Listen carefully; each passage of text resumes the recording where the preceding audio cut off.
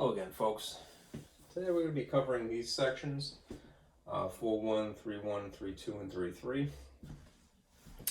Here's a quick view of the calendar. To confirm, this video will be for Wednesday, May 25th. So per the schedule, 3.1 through 3.3 and 4.1. The packet that I have for you today consists of the following. Firstly, I'm going to start with 4.1. This is material from 4.1. It really is just an introduction to some terminology, alternative terminology. Then there's something that I actually prepared for another class, 2 sheets, but I think it's useful information because I have some models here. I'm going to circle, once I have this projected, the important parts of this. Okay. Then here's a word problem to illustrate how you would basically translate something that is verbal into the math symbols. And then this is where basically section 3.1 would begin. The evolution of thought here and the notations. All right. This is how to tell whether you have a function or not. There's some. It's a worksheet, the way I prepared it. Depending upon whether you're given a set, a graph, or something called correspondence figures. And this is something I swiped from your textbook. These are the, some textbooks refer to them as the parent functions, or in our case, the toolkit functions. They're very useful to have as a reference. In the long run, again, you want to kind of commit these to memory. But I'm going to add some notes to this, so when this is projected, maybe if you're following along, do that as well. This is a diagram that I made when you're looking for the domain and or the domain restrictions, depending upon you have this type, this type, or this type. And here's the instructions essentially for dealing with the piecewise function. And when we get to 3.3, there's a derivative of the, not in the mathematical sense, more in the verbal sense, a derived version of the slope formula for curves. And some examples. And then lastly, this is an overview. I'm going to call this version 1 of this graph features because there are some parts to this that are brought up in section 3.3, but they become more relevant later. All right, so we'll go through this, and again, I'm going to circle what is relevant now and develop it as the class proceeds. All right. Okay, so if you're following along, do print this out, and a lot of this is in the worksheet format, so you can fill in what is being discussed. Okay. All right. Let me turn on the projector here. It is 6 p.m. and the church bells are ringing. Okay. I probably need to adjust the lights. See if that's okay. I might get away with just using my blinds today. It's all right.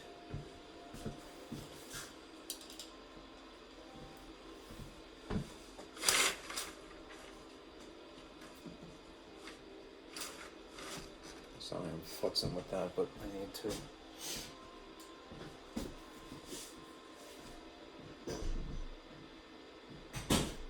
Okay. That seems reasonable, I think. This textbook is kind of all over the place. I suspect that it wasn't, although it was contributed to by probably multiple people, there was no person responsible for really organizing it. So anyhow, it's got good stuff in it, but it would be great if it was in a better order. So if you look at section 4.1 in the actual book, one thing you'll notice is that it kind of redundantly refers back to material from chapter 2. So if you're already familiar with parallel and perpendicular lines, calling something a function, just superficially changing some things, isn't really adding to the conversation. There is some terminology, though, that you may or may not be familiar with, which is namely dependent and independent variable. So I thought it might be appropriate to start with 4.1 and then go backward, ironically, to 3.1 through 3.3. So if you will, humor me, and I'll add some information here, right? And then I'll give you an example. All right, first of all, here is the model that we are well acquainted with to this point. All right, the slope-intercept version of the line equation, right? All right. The m portion of this, of course, is the slope. We all know. And the b portion of this is the y-intercept. Right, that has not changed.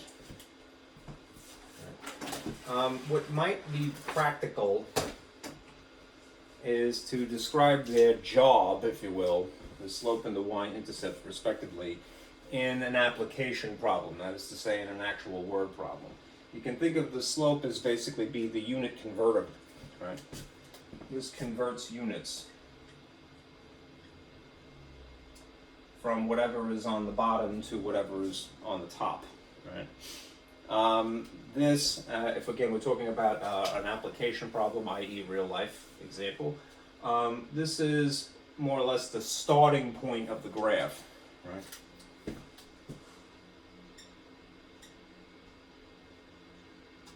So here's the thing, math people are, what I might say, what I might call purists, right? They're not especially concerned with the practicality of math, but if you take a business class, you take economics, you take physics especially, all right, the math is adapted to those subjects, and they are very practical, right? They're practical to each of those subjects. So I want to say, try to think of slope as, again, being a unit conversion device, if you will, right? And the y-intercept as being a starting point, right? There is some technical terms, right? If you were to sort of group these things together, the m and the x, this is actually referred to as the variable term, to be technical. And this is referred to as the constant term, because it's a number. Right. Terms, remember, are things separated by plus or minus. Okay. That's more theoretical, this is a little bit more practical. Right. Now, if you have ever heard the phrase dependent variable or independent variable thrown around, that is referring to a specific part of each of these versions of the line equation. I try to color coordinate it here. All right, the y, at least if something is arranged set equal to y, that is y is the interesting feature on the left, and this more complicated expression on the right, then y is the dependent variable, all right? The x is typically the independent variable, all right? It doesn't have to be that way. You can actually rearrange these equations so that it's set equal to x instead, and set, any letter you like, all right? But this is more or less the norm. Y is dependent. It's dependent upon x, right? And x is the independent variable. It's not dependent upon anything. It's affected by other things, but it is whatever it wants to be. All right. The phrase dependent variable and independent variable is often used in, say, a biology class, or a psychology experiment. You could use this to, if in fact there's a linear relationship between two variables, if that is determined. You can use this to help design an experiment. All right. Let's just call that scientific terms, dependent variable, independent variable. For lack of a better phrase, math speak, Here's a more practical way. The dependent variable is also known as the output, more or less like a machine, And the independent variable is known as the input, math speak, if you will, all right?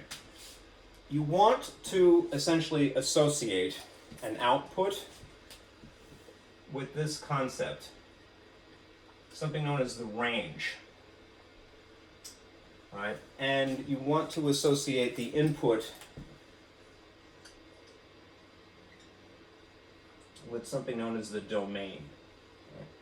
essentially, and there's going to be plenty of material that explicitly I write this, the domain is the x's and the range is the y's. Right? If a line is a bunch of dots and you broke it down into its x coordinate and its y coordinate, all right, the pile of x's would be the domain. The pile of y's from each of those would be the range.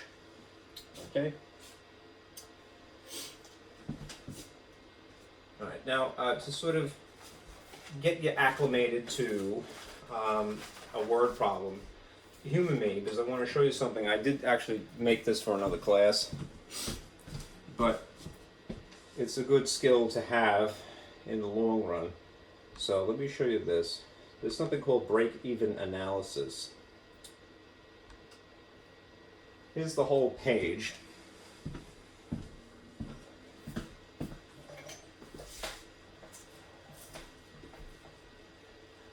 Try not to move my board too much.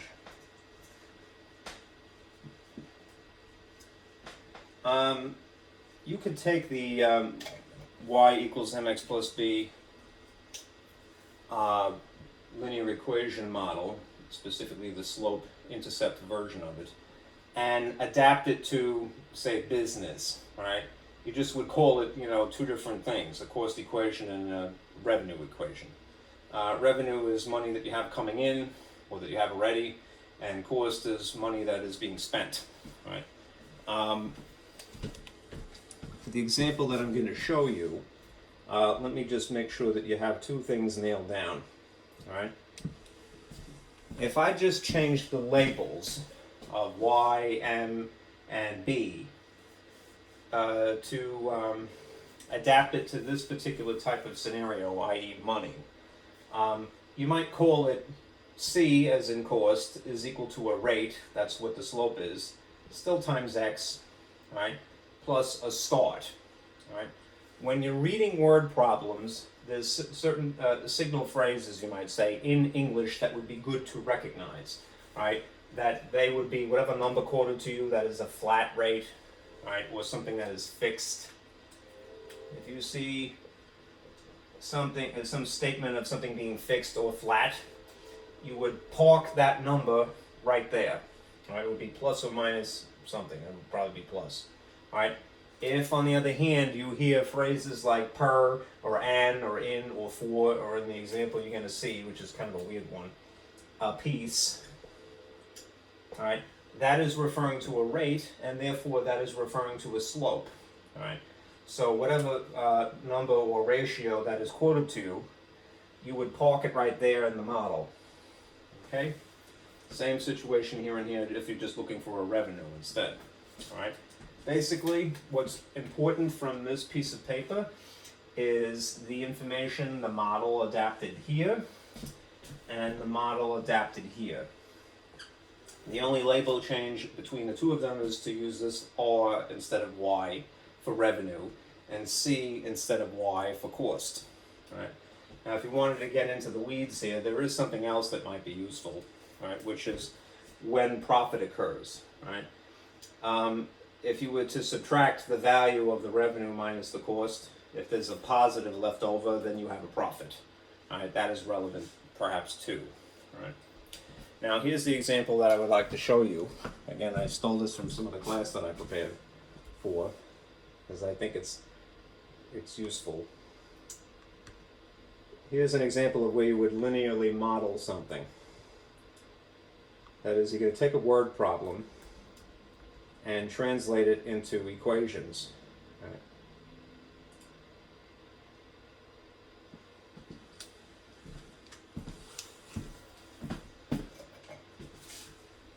I, just not to have to flip back and forth, we'll write the model up here. R, or C, is equal to the rate multiplied by x plus the start. All right. This is M, slope, this is B, Y-intercept.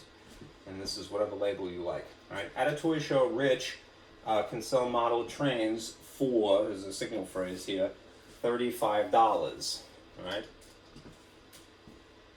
When you see 4 and then a number, this is an implied rate. in English. Okay. The costs for making these are a fixed cost, so this is a start,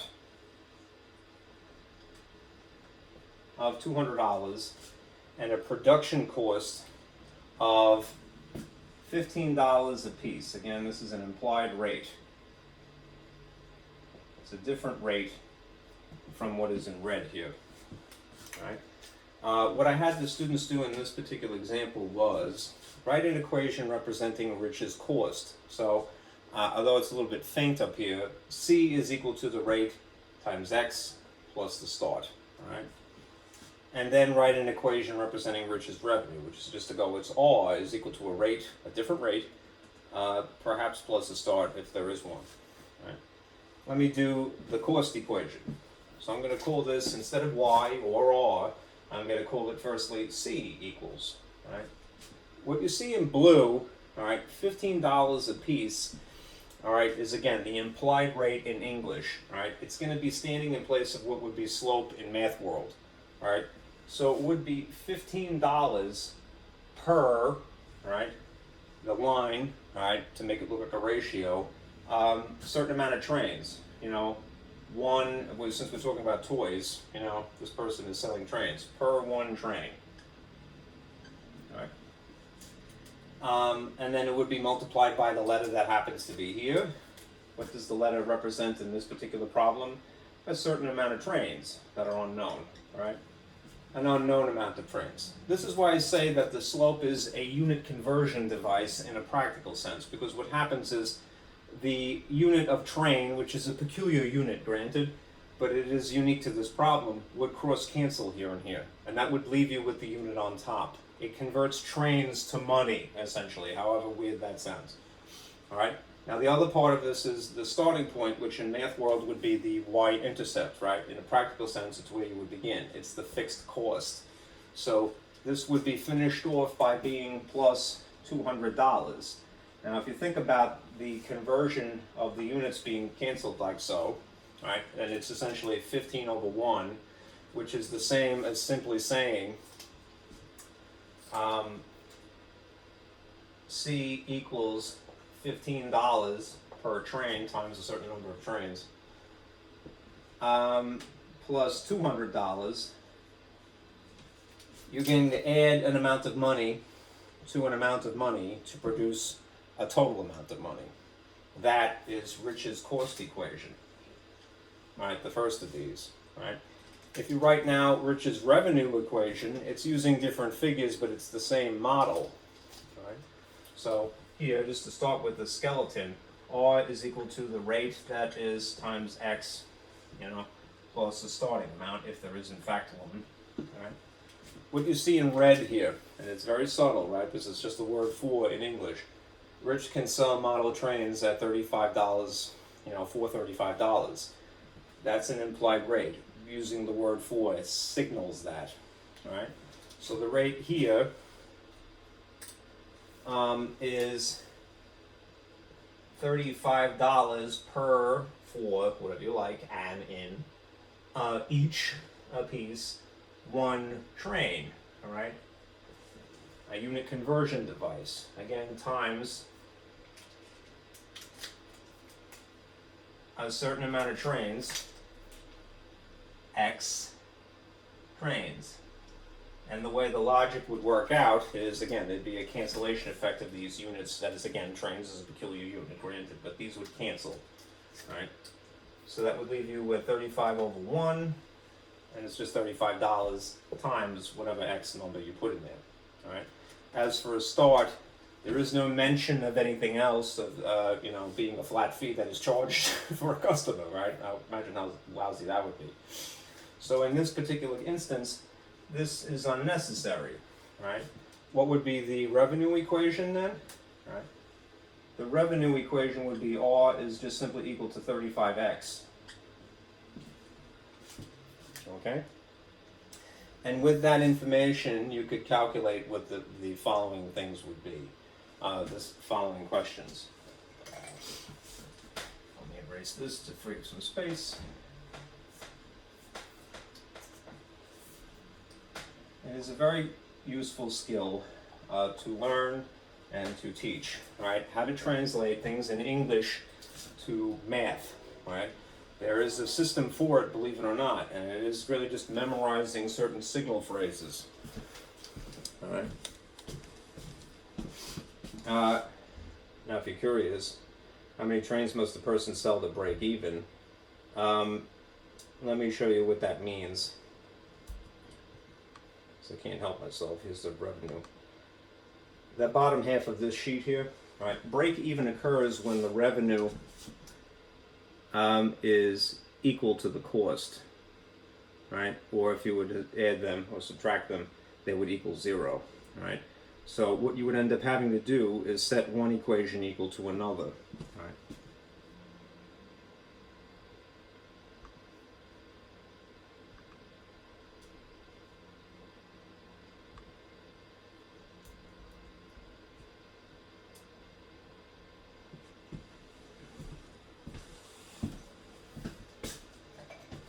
In an instance like this. That is the part of the equation that is the x and the numbers, right?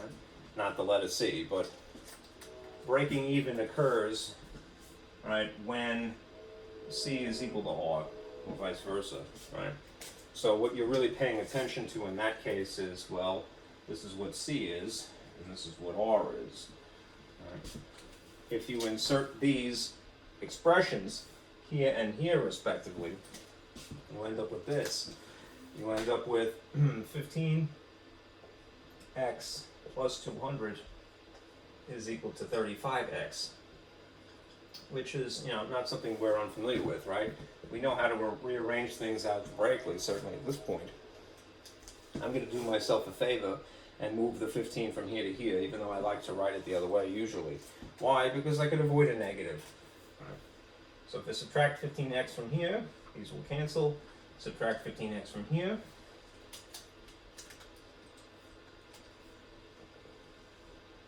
And then you're left with 200 is equal to 20x. All right, now at this point, just for the sake of space, I'm going to write over here. 20x is equal to 200. And if I included the unit of dollar and dollar, eventually the dollars would cancel because it would be dollars over dollars. But not to get bogged down with too much detail here, eventually what you do is you scoot the 20 coefficient back over, equals by dividing, and then you have x value is equal to 10. If x represents a number of trains, like the toy trains, right, that means 10 trains, is the point at which the person would neither profit nor lose, all right, they break even, right? So if they're trying to figure out, well, what would I need to turn a profit, they got to do better than 10, essentially. All right.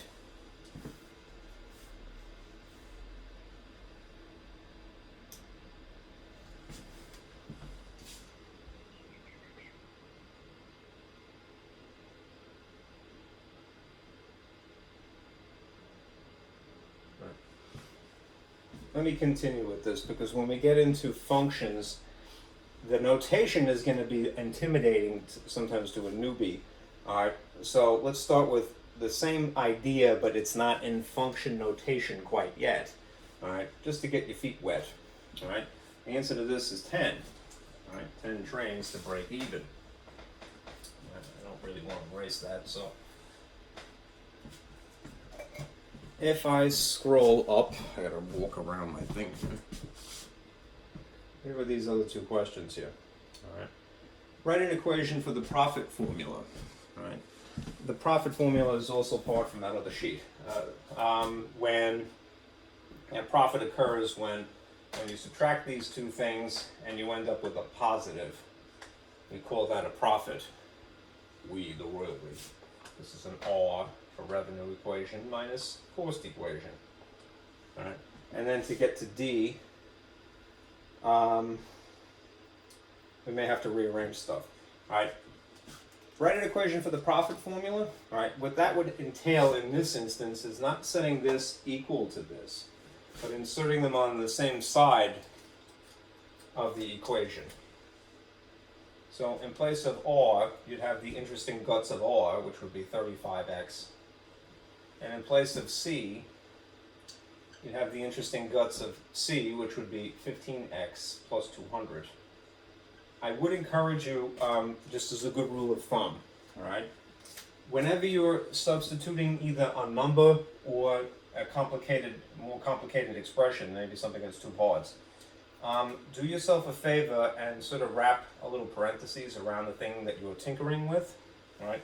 Because in the case of, as in this one where there's a negative out in front because of the formula, right?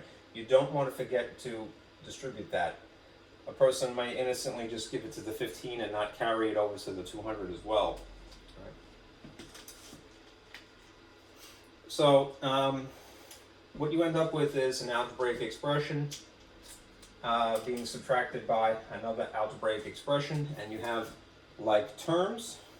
So you're going to do more or less the same thing. You're going to simplify this to what 35 minus 15 will be. And in that instance, you're going to get 20 again.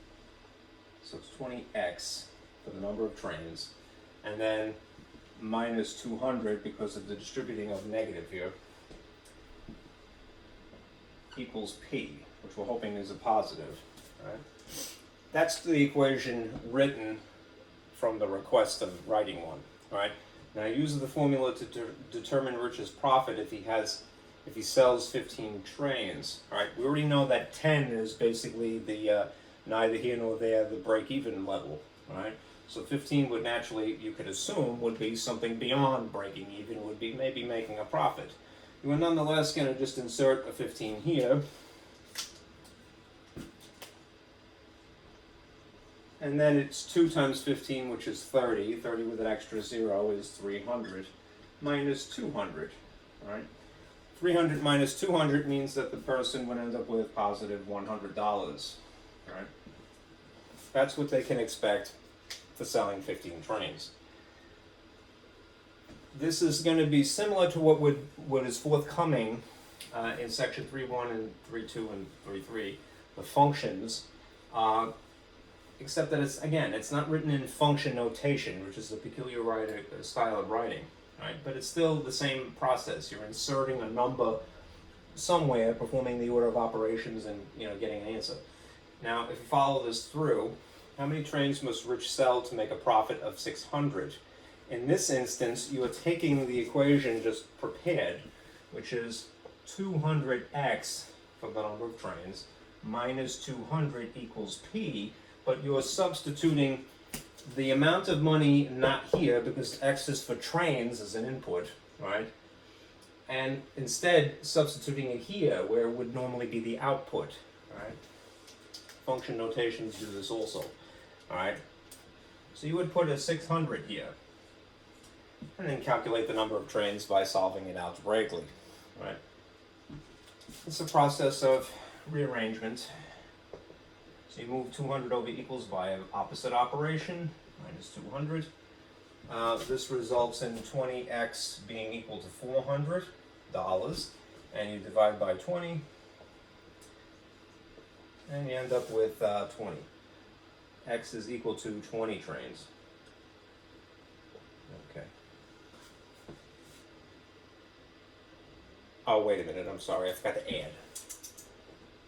Plus, plus, all right, so that's 800. Shame on me. All right, 40 trains. Sorry. Okay. 800 divided by 20 is, of course, out of a pair of zeros, is 40 trains. Okay? All right. Enough with that. Just not to have to reinvent the wheel, right? The rest of section 4.1 is, again, material from, I want to say, it's definitely chapter 2, but I want to say it's like chapter either 2.1, 2.2, wherever if perpendicular and parallel lines come into play. All right, it's kind of redundant. Let us go to section 3.1 now.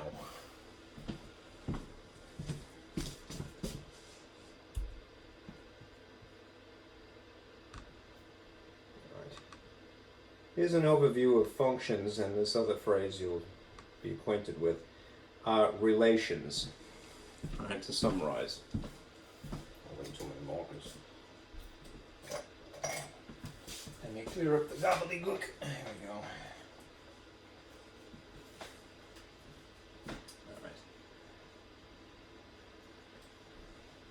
As I alluded to earlier, now I'm having it explicitly writ. Domain and range. All right. Domain, if you were to write it in a fancy way, in fancy braces, it would be a set of x's, usually. And a range would be the stripped off y values, so the set of y's strictly. All right. In the subject of algebra, we have something called relations. Right. A relation can be basically any set of ordered pairs. So it is at this stage just a bunch of coordinates. All right, so x's and y's in tandem. All right. What I want to add to this is a subcategory of a relation. Let me back this off just a little bit. Is something known as a function. There we go. Right? And a subcategory of a function is a very specific type of function known as a one-to-one function. Think of this phrase relation as being a generalization. This is very general. Right? Think of function as being more specific. It's a specific type of relation. And think of a one-to-one function as being very, very specific. All right. What that means is that not every function, not every relation happens to be a function, right? You could tell by whether or not, in the most basic way, something called the vertical line test, which you're going to get into in a few minutes. Let me annotate this. This my red is a little bit crappy. Try a different red. All right. Something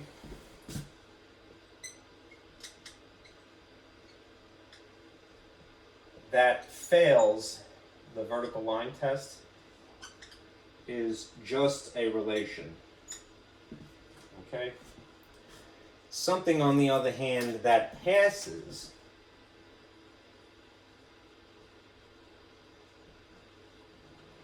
the vertical line test is a function. All right? Again, not every relation, which could be any pair of x's and y's, a set of ordered pairs, right, is a function per se. It's a more precise, specific condition, right? So make that distinction. If you fail the vertical line test, it's just a relation. If something ultimately passes the vertical line test, which we're going to get to, right, then it qualifies as a function, all right? If you don't have pictures, if you don't have graphs, and there is a way to tell if you just have the numbers staring at you on the page, right?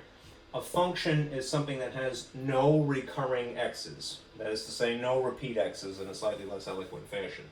What you see here is the formal definition of a function.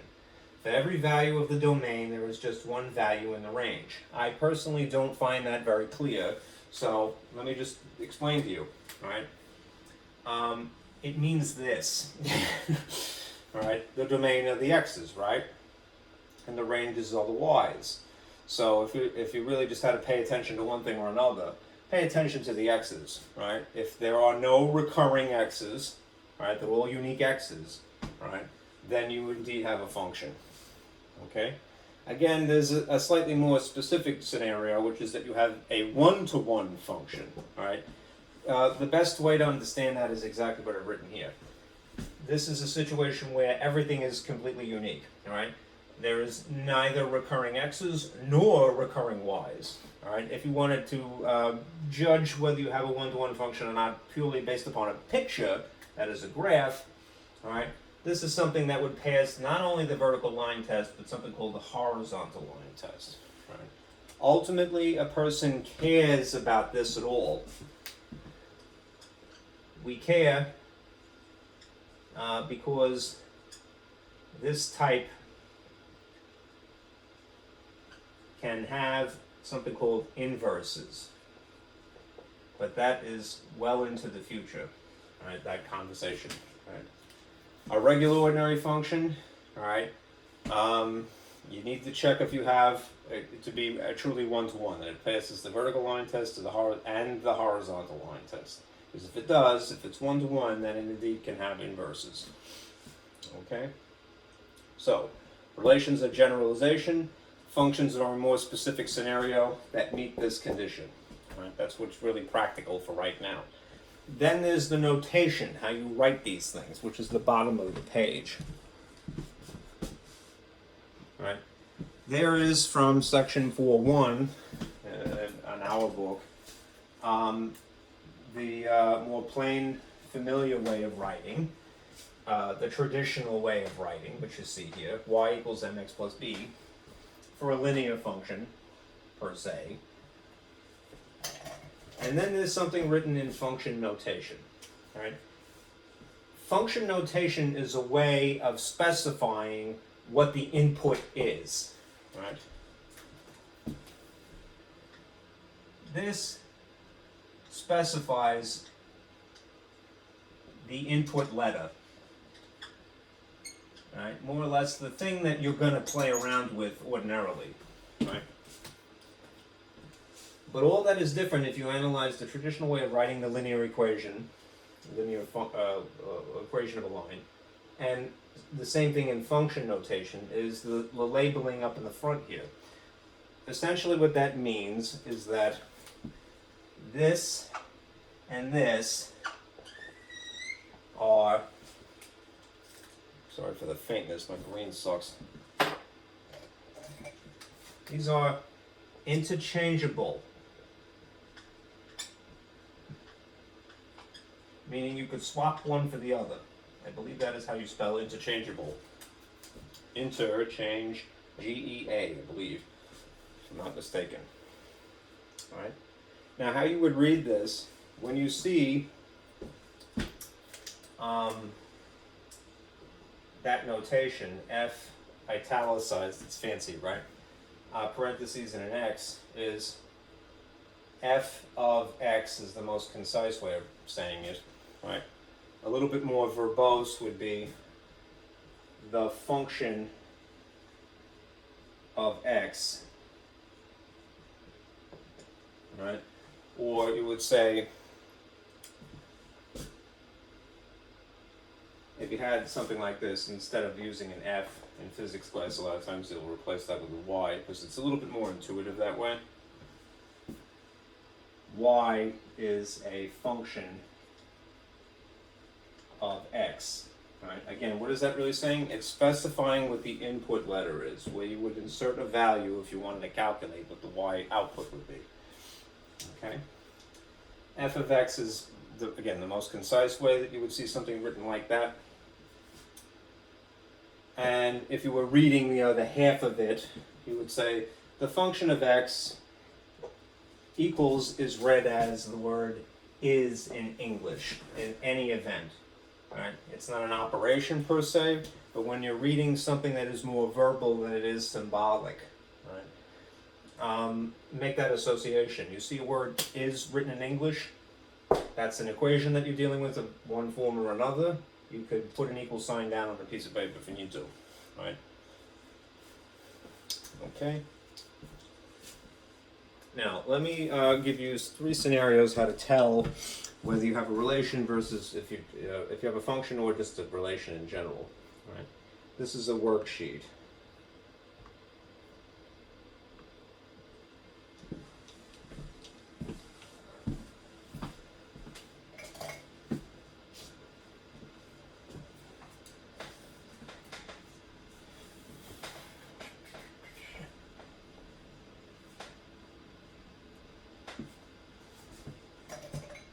Okay, a relation is a function if it meets these conditions in this column here. Right, we're going to fill this in. A relation is not a function, it's just a relation, the generalization, if it fails or meets qualifications that you might write here. Right? I'll try to be consistent and put these things in the same colors. Right? They don't have to be. Let us say that someone throws a set of ordered pairs at you. A little bit of light is hard for me to read here. right? The easiest thing to do is to analyze the x's. So here's a little asterisk for this point, right? No repeat x's. No recurring x's, whatever you like. That condition would have to be met. That's a little faint.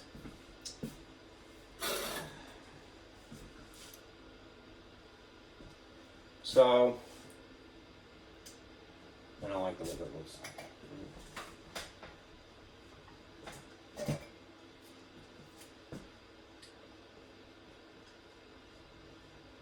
That's much more legible, I think. No repeat x's. Right? Easy to remember. You're a function if there's no repeat x's. Right?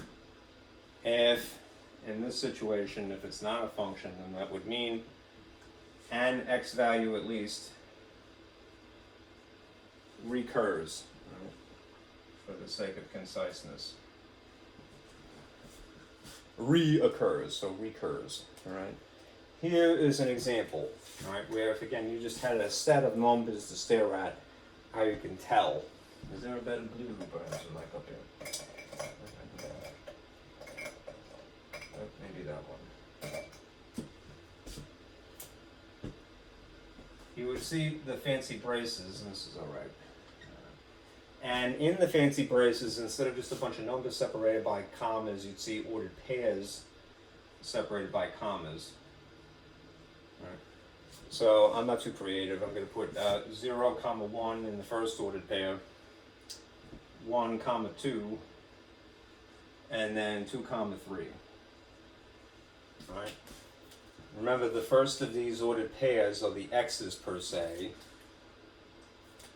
That's an x, that's an x, that's an x. Right? And they're all unique, 0, 1, and 2. So if you just have numbers to stare at, you can tell right off the bat. Right? Here's a situation where it would fail. And again, I'm not being too creative here, but suppose you had a set of ordered pairs, that's definitely better. And you see 0, 1, and then 0, 2, and then 2, 3. All right? A dot, and a dot on a graph, respectively. And again, you're paying attention to the x's, the first of these, each.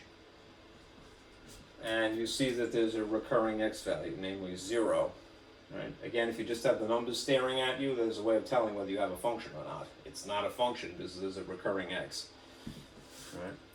If you have a graph, all right, functions pass the vertical line test.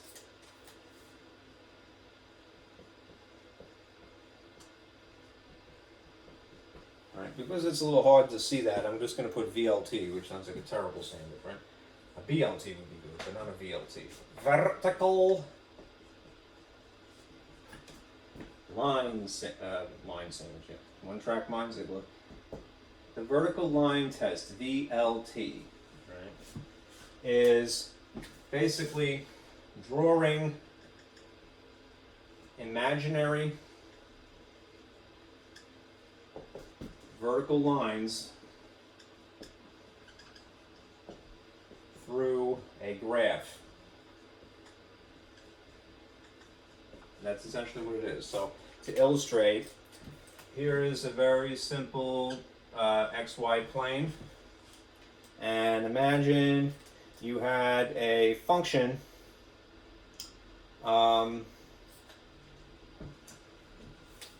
is just a linear equation that just runs this way. So put an arrow like so. All right.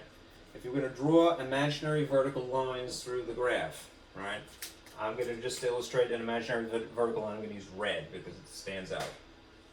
You would analyze it for the number of intersections with the vertical line, with the diagonal line. All right? There is one intersection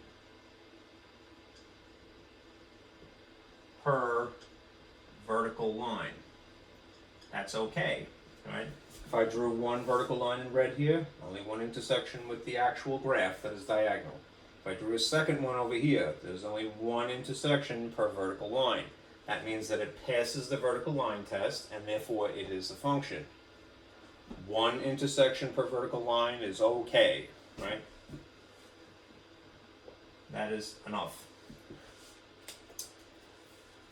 Now, here's a situation where you would fail the vertical line test. Say you had, again, let me just write that for reference. Fails the vertical line test, right? Something is not a function, it fails the vertical line test. Right? So here's a very simple graph, xy plane, and you have kind of a cool sideways looking parabola.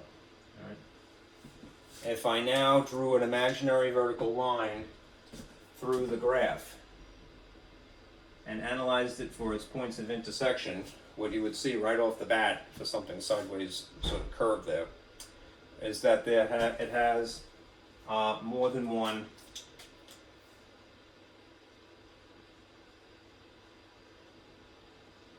intersection per line. So that's a fail, all right, and therefore not a function. What's the distinction?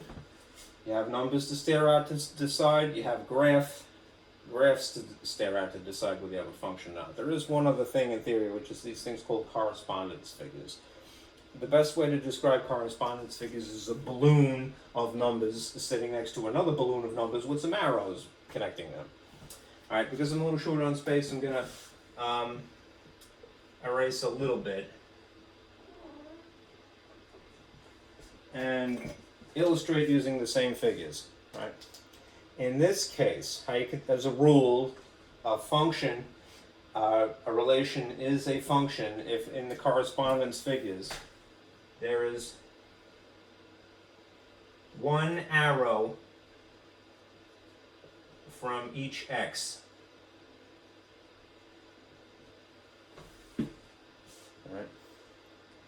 Right. Where it would fail is more than one arrow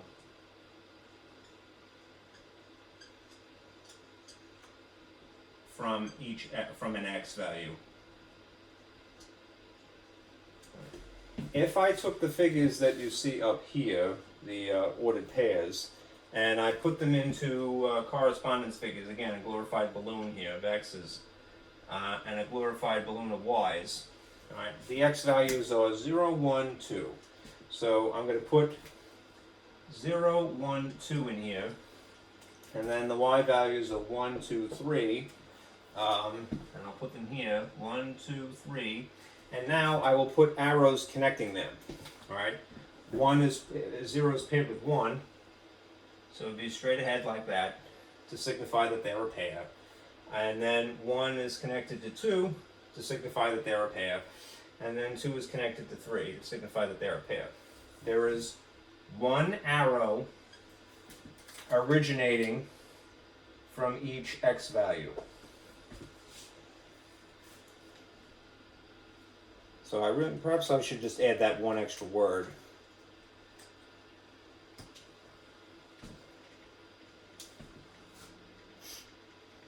All right. Originating from these. All right. If you had, in this situation, I'm going to borrow the ordered pairs that you see here, where there's a failure.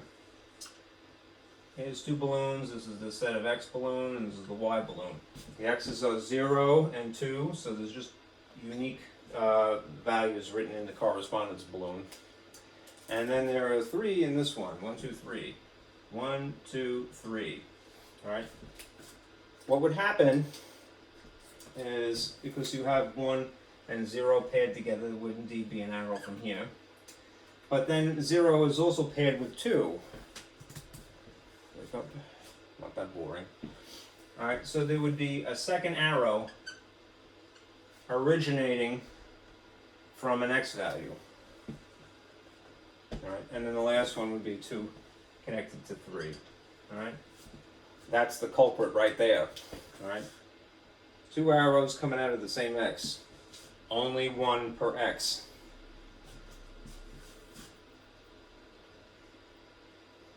Okay, so that's 3 different ways to tell whether you have a relation or a function per se. All right. I think probably graphing is the one that the book uses the most often. Now, let's get into evaluating, solving, and finding an equation. Right? In this case, I can spare my bulb here and turn off the projector. So I'll turn this off.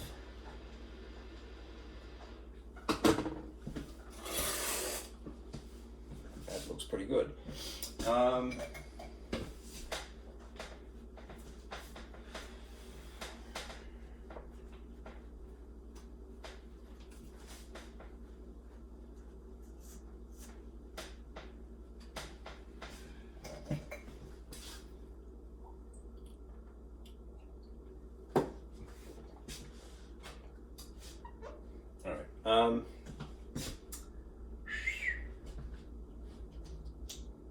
If you had to firstly evaluate, I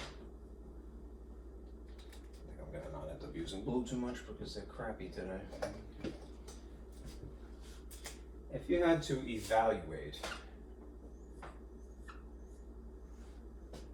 the function negative x squared plus 4x plus 1 at f of 2. This shorthand notation, and I hope that's not too blurry.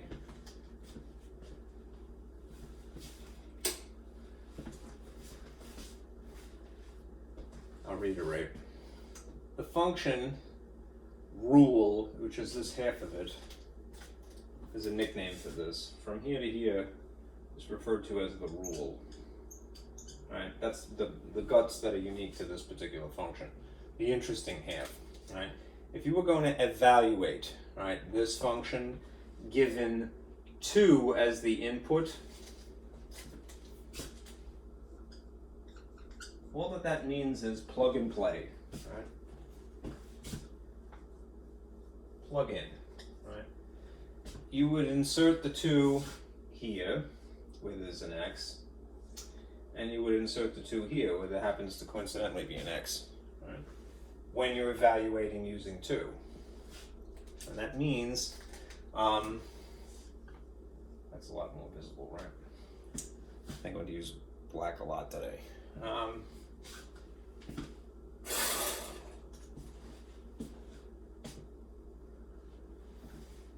You follow the order of operations, right? Because you're just paying attention to 1/2 realistically of an equation. You're just dealing with expressions, therefore the expressions set of rules, the order of operations is what takes precedent. Right? It's only when you move things over equals that you engage in algebra.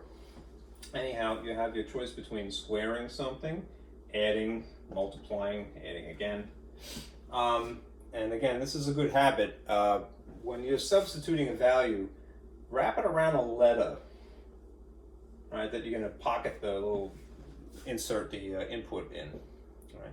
Because in an instance like this, it's just the number that would be affected by the exponent of 2, not the sign, right? So you do have to be careful, all right? The order of operations would dictate that if you had a choice between adding, multiplying, or the amped up version of multiplication, which is to raise something to an exponent, a more sophisticated form of multiplication, you do that first. So what you end up with is a negative because it was here, and then 4, right? Then you would end up doing multiplication next, which would be 8, and then you have plus 1 here. Okay. And now it's just a choice between adding and subtracting, depending upon the combinations. You do 2 at a time. Remember, order of operations, you read things from left to right. Addition and subtraction are equally important. So your focus really should just be here. Okay. If you have one of each, you really subtract. You take the sign of the larger magnitude. That makes you have a positive 4 here. and then ultimately the function evaluated at 2 is equal to positive 5. Okay. If you had a graph, given a graph, what you should do, rather than do the algebraic calculation, which I prefer personally, just look at the graph where x is 2, right? Since this is representative of an x value, all right, and then connect upward or downward to wherever the graph actually is, and you will see what the y value is. Because remember, all right, this is like saying x is 2 when y is 5. So if on your graph you go to the location of 2, the increment along the axis, and then move up or down from the location of x equals 2, you should connect to the graph at the point of y5. Right? Remember, this, although it might be ugly, right, is interchangeable with just simply saying y equals. Right? It's just a different notation. Right? What if you had an algebraic expression? It is the same process. It's just that you don't get a satisfying number for an answer per se.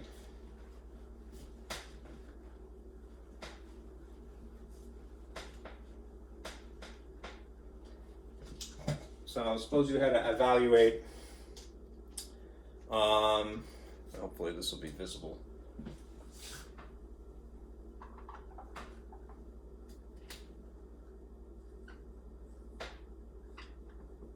Eval is, in programming, a lot of times what is the abbreviation for evaluate. Let's see. The one thing that really stands out is, unfortunately, black, which I don't want to use ad nauseum. Sometimes they, especially if you have multiple functions written on the same piece of paper, they will simply opt for different letters. So let's just say you had g of x as opposed to f of x. If it's italicized and it's a lowercase letter, it's probably just, it's just a distinct function. Suppose you had this. If you had x, g of x is equal to x squared plus 3x minus 4, and you're going to evaluate at g a plus h. This is not a nice, warm, fuzzy, familiar little single-digit number, right? But the process is exactly the same, right? All that it entails doing is taking this binomial and inserting it wherever you see an x. Again, function notation specifies what the input letter is. So if you do yourself a little favor, again, wrap a little parentheses around the x's, because that's the thing that you're tinkering with most of the time. And insert the binomial here and here. So that means you end up with g evaluated at a plus h, the binomial, is equal to a plus h squared plus 3 times a plus h minus 4. Now beware, because you have an algebraic expression, you're not going to get a satisfying number as an answer. You're going to get some gobbledygook. But as long as you follow the order of operations correctly, you're going to be fine. All right. So if you're just paying attention to this half, follow the order of operations. You should do the squaring first in this case. Remember, when you square a binomial, this ends up being the perfect squared trinomial. It's just using a's and h's as opposed to a's and b's in the model.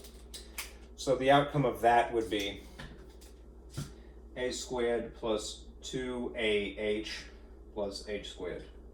That's the result of distributing a plus h times a plus h. Right? Why would I have two of them? Because it's squared. Right? That's the perfect squared trinomial, and that's the outcome. Right? The first thing squared, double the two things together, and then the outside here is squared. Right? And this one is just distributing 3, so you'd have 3a plus 3h, and then you have a minus 4 hanging on here. Right? What you should try to do is, clean it up if it's possible. Right? Do you see any like terms? You have a squared, Anything else that's a squared? No, that stays there. 2 plus AH, all right? There isn't anything else that is both of those letters at the same time. Leave it alone. H squared, leave it alone. All right? Nothing that is a like term with 3a or 3h or 4, the constant. So you can pretty much leave it like that. All right? It's not a satisfying answer, but it is correct. Okay? A squared plus 2ah plus h squared plus 3a plus 3h minus 4. This is a debate maybe. You can put this h squared on the end, but it's not going to change anything, really. Just superficially. All right?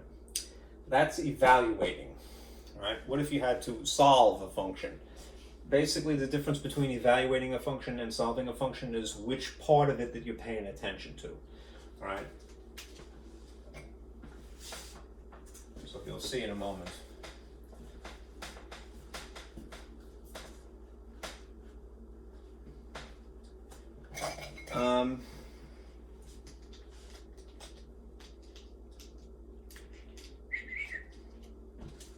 If you had to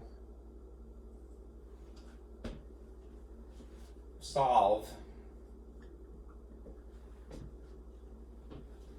HP, the function h with p as the input value, equal to p squared plus 2p, right, for HP equal to 3. Okay. Notice something. When you're given the information, like you evaluated before, it was where the input value letter was replaced by a number or some other letters, right, that were not already there. In this case, they're telling you, well, the whole thing, this whole symbol, this sequence of symbols, the function h of p is 3. So what that means is that when you're substituting, you're not putting a value here and here per se, as in the case of evaluating. What you're doing instead is supplanting this value with what it equals, the number 3 in this case. Right. And then rewrite the stuff that's already there. P squared plus 2p. All right. Now, this may look familiar to you. All right. It's a quadratic. It's just not arranged well. All right. So what you might do to solve that is to actually figure out what the letter P is. Right. We're going to determine P.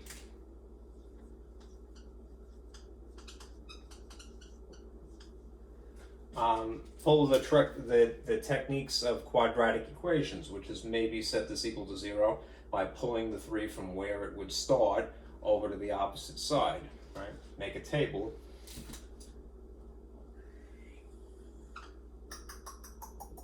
If this is in fact a positive to begin with, and you want to justify moving it over equals, over here, do so via opposite operations as opposed to the order of operations, because we're dealing with indeed manipulation over equals. We're going to subtract. This doesn't have a like term to pair it up with, so I'm just going to plop it over here. All right. The effect is that this is equal to 0, and then if I put this in descending order, which is good etiquette, it would be p squared plus 2p minus 3. All right. And because this is quadratic, we can basically borrow the quadratic equation techniques for solving, which would be try to factor, right? Worst case scenario, you could use the quadratic formula if you get the coefficient of 1 and 2 and negative 3. But that's swatting a fly with a bazooka. Don't go there if you don't have to. Right? It's really you use the quadratic formula really for things that can't be factored, and that certainly can. So if your intuition is that, well, this trinomial is probably going to be, something plus or minus something times something plus or minus something, a binomial essentially sitting next to a binomial, being that this is pretty small coefficients here, I would try for that first. So barring a monomial GCF technique, all right, the factoring, it's just going to be a p here and a p here, and the factors of 3 are 1 and 3, so a 3 here and a 1 there. And then as an afterthought, consider what the sign combinations would dictate. If you want this to be negative, you have to have one of each sign, right? If simultaneously you want, that means one positive and one negative. If you want this to shrink, you would also have to have one of each sign. But if you want the outcome to be positive, the 3 must be positive. And that's the way it would work out. So if you have p minus 1 and p plus 3 is equal to 0, you could now use the 0 product rule, which is again giving a name to something that you really know already. That 0 times anything, even something ugly, would have to be logically 0, or vice versa arrangements, or both of them. So what you do at this point is you take your factors and you write 2 smaller equations. P minus 1 equals 0, potentially. This is dying.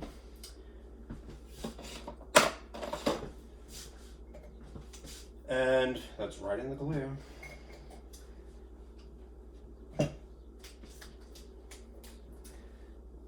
This is one teeny tiny equation, p minus 1 equals 0. And then the other instance, p plus 3 equals 0.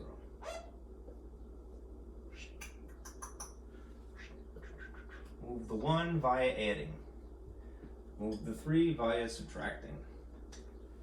The values of p, therefore, because we've solved, is that p would have to be either positive 1 or negative 3. Could always plug them back in and see to check if it's true. At this stage here, 3. All right.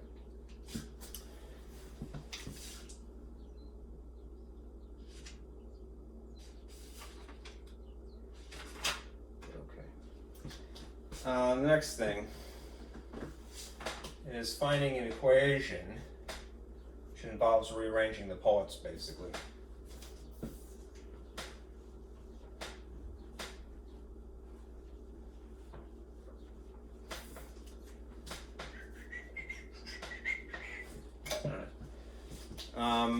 If they say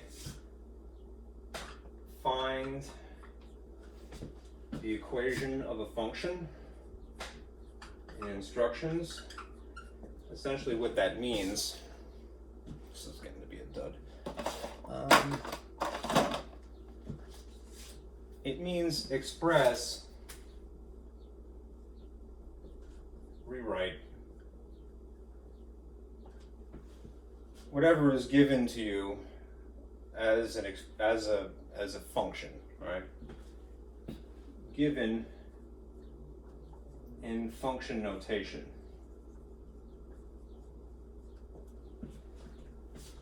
All right. So the example I'll have is this.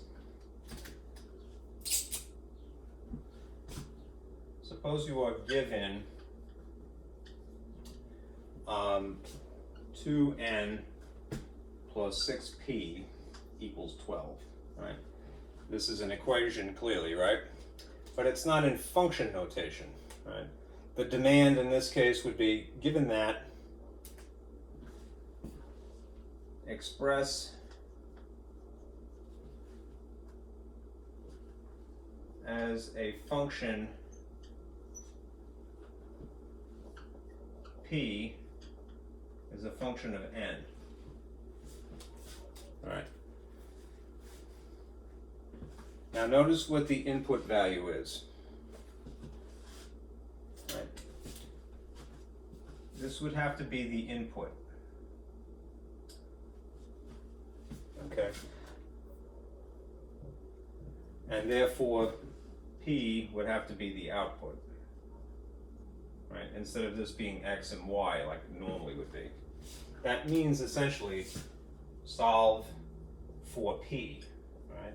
Which again, if you're going to slim it down even further, means rearrange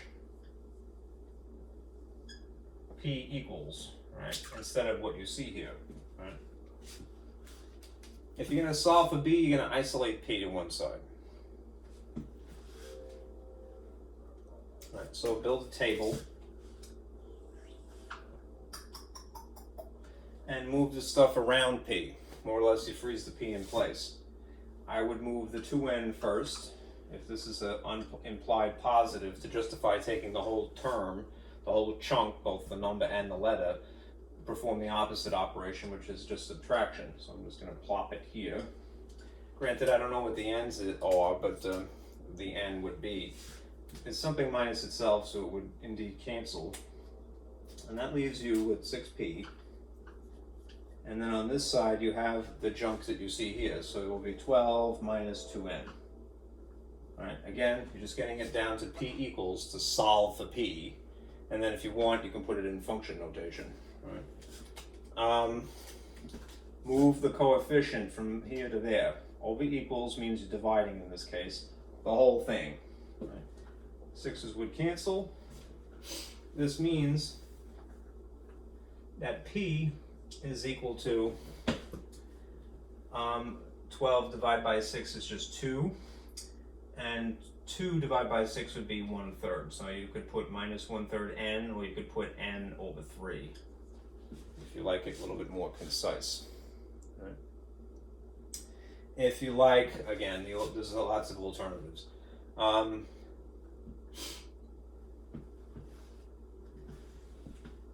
You could write this term up in the front. Oh, look how messy that got. In which case it would be p is equal to negative 1/3 with an n adjacent plus 2, technically. That looks a little bit more like a linear equation that way, right? Because we like slopes in the style of a fraction, and that's a whole number. But it doesn't matter. It's really a matter of preference. All right, and if you like, ultimately, you could always put this in function notation. The function of n is equal to 2 minus n over 3. Right? That's 3 different ways to write it. Right? I would guess this is the most close to being a function, because it's written in function notation.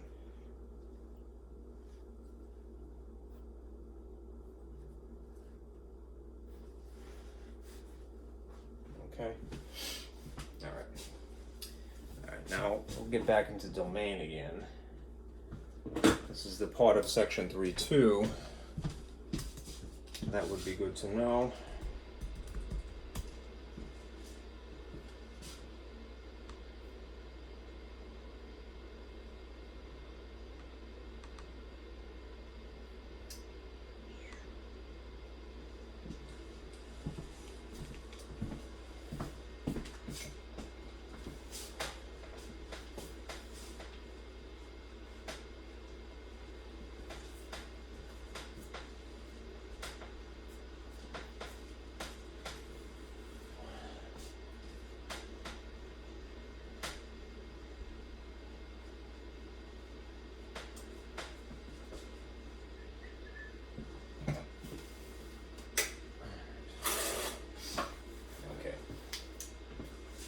Now, for conciseness, all right, the domain, the set of x's, and the range, the set of y's, are often expressed using either interval notation to show the spectrum in a nice, neat way, or set building notation if you really want to be fancy.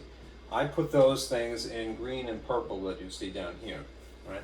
Now, I should mention, there's a part of the handouts, and I'm going to come back to this in a moment, all right, that looks like this. All right? These parent toolkit functions have the domains of these types, all right, the most basic types, written underneath them in interval notation. Right? It's a very handy resource, right? But, all right, if you're trying to figure out a domain of some unique problem, you might start with this organization here. Normally, we're asked at this stage to look for the domain of x's and not the range of y's so much. That's really forthcoming. But again, as I said, this book is not exactly well organized. What is domain again? It's essentially what x is allowed. All right? And what are restrictions in this context? What x isn't allowed. There's a restriction, right? What can't be. In the case of polynomial functions, in general, there's no restriction. Okay. This is how you would write that in terms of the interval notation. What x's are allowed stretch from negative infinity through positive infinity, right? In set builder notation, there would be this sort of Great Gatsby style R to represent all real numbers, right? I should probably zoom in a little bit. So just to show you some features of this.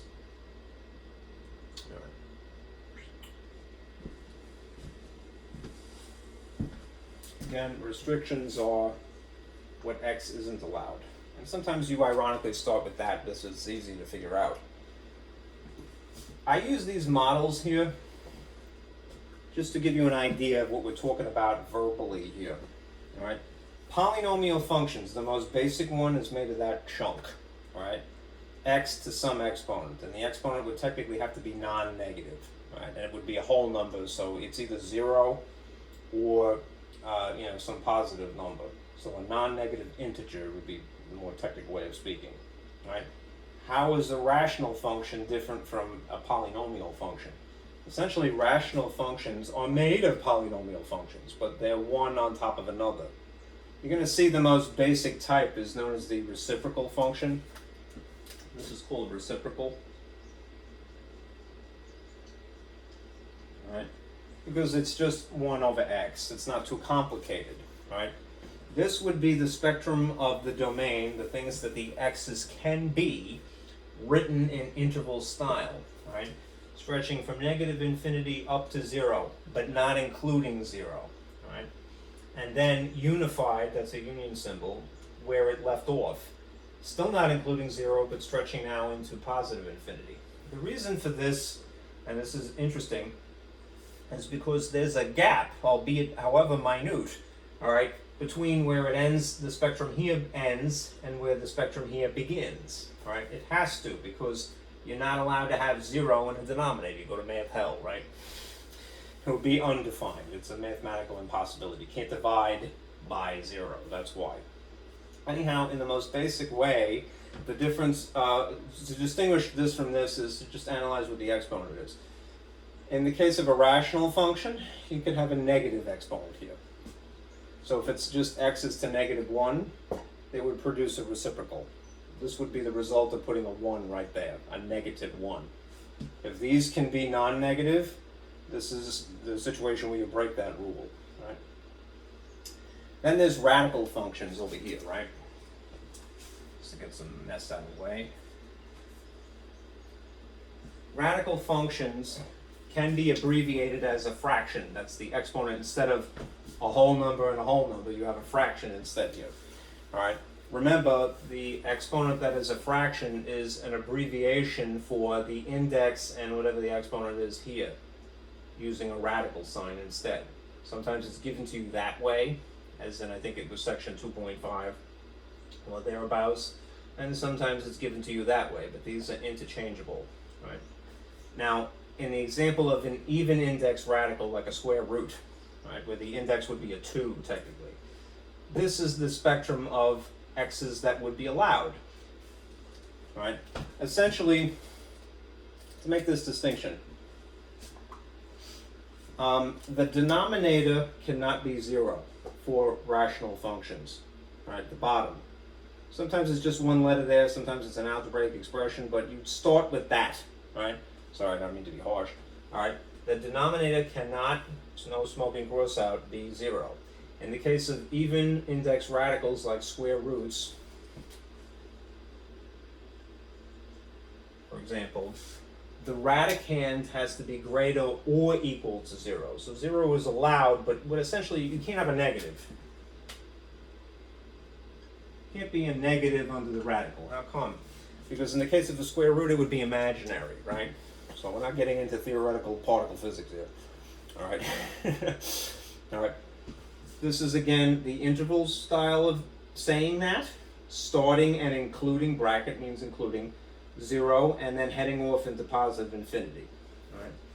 The reason for the parentheses here is because, again, infinity is not a particular place. All right. It's only when there's some kind of rock-solid certitude that you use brackets. That means included. All right. If you see purple fancy braces as I have here, again, all real numbers, there's no restriction on the domain. this is the fancy way to write something like that. X is not allowed to be equal to 0 in this case, all right? And in the case of the radicand, X would have to be greater than or equal to 0, all right? Essentially, the type of problems that you'd be asked to resolve somehow, all right, will take advantage of, in the case of a radical function, that much information, all right, use that to your advantage, like if you're trying to set up kind of an equation to do it, and that much information for radical, respectively, all right? So remember, denominator not equal to 0, if you know you're dealing with something rational, radicand, that's the guts of the radical, all right, are greater than or equal to 0 if you're dealing with a radical function, right, whether it's given to you this way or this way. All right, let's do some examples.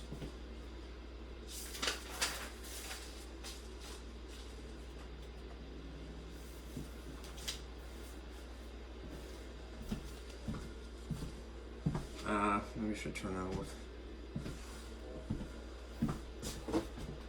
Just temporarily, I'll turn this off.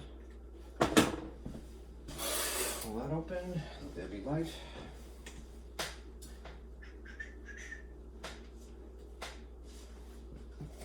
That seems to be bright enough to write, okay. Can't really see too good.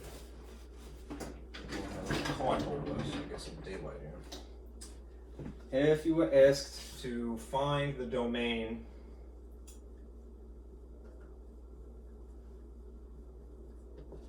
of this, the function equal to x squared minus 1. You could cheat, all right, and go to your handout and use this as some kind of a reference. All right, there's really not, it's not cheating, it's being efficient, right? And look at what is prepared for you, right? Look at the most basic example of something that is x2. All right, I really wish my blue would write. All right, I'm getting markers, I guess. Okay. If this is something that is in the family of x squared, right? Here you have x squared, the most basic type is without the additional term, all right? Here are the domain and range, right? And we're looking for the domain. The x's can be anything, all right? You already know that because, I mean, I've already kind of alluded to that, all right? What I would say instead of this, right, is try to identify this as one of those three things. Do you have a polynomial-based expression on this side of equals, right? Is it rational? In which case you would see something over something else, right? Or is it radical based? So you'd see something like a square root symbol, right? Because ultimately that will decide how you go about the process. If this is just a polynomial based, and squares would be polynomial based,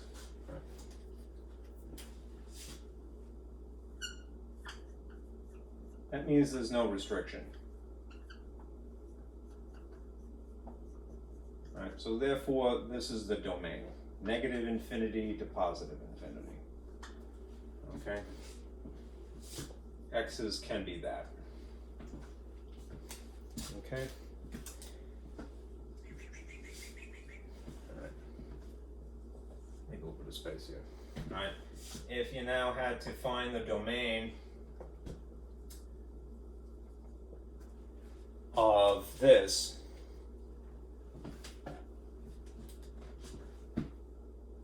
f of x is equal to x plus 1 over 2 minus x. All right. There's this obvious line here, meaning there's something sitting on top of something else. It's a ratio, ugly as it may be. All right. So what does that make this? This is rational. And in that instance, we know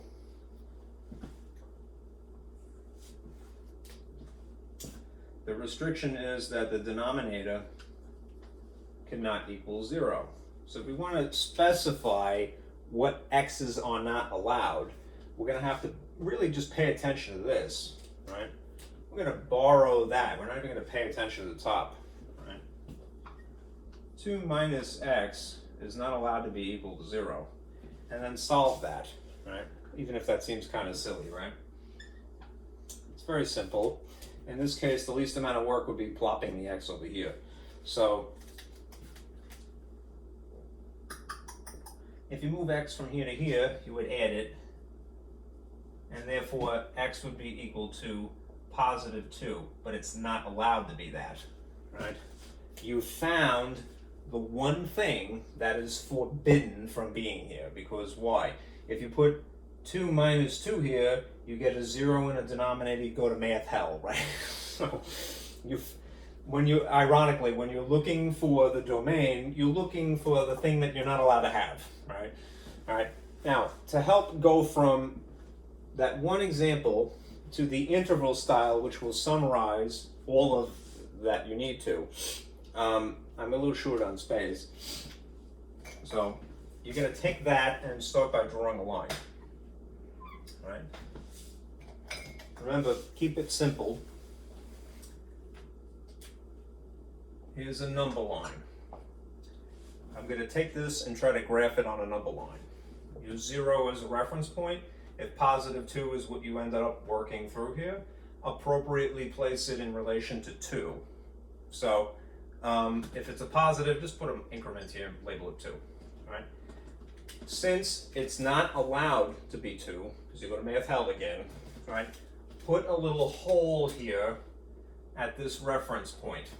That is, again, the only thing forbidden, for lack of a better phrase. So, if you found the only thing that is forbidden, that means that everything else is not forbidden. To symbolically graph that, you'd have a scribble here running into infinity that way, towards negative infinity, and a scribble picking up from this point and running into infinity that way towards positive infinity. All right.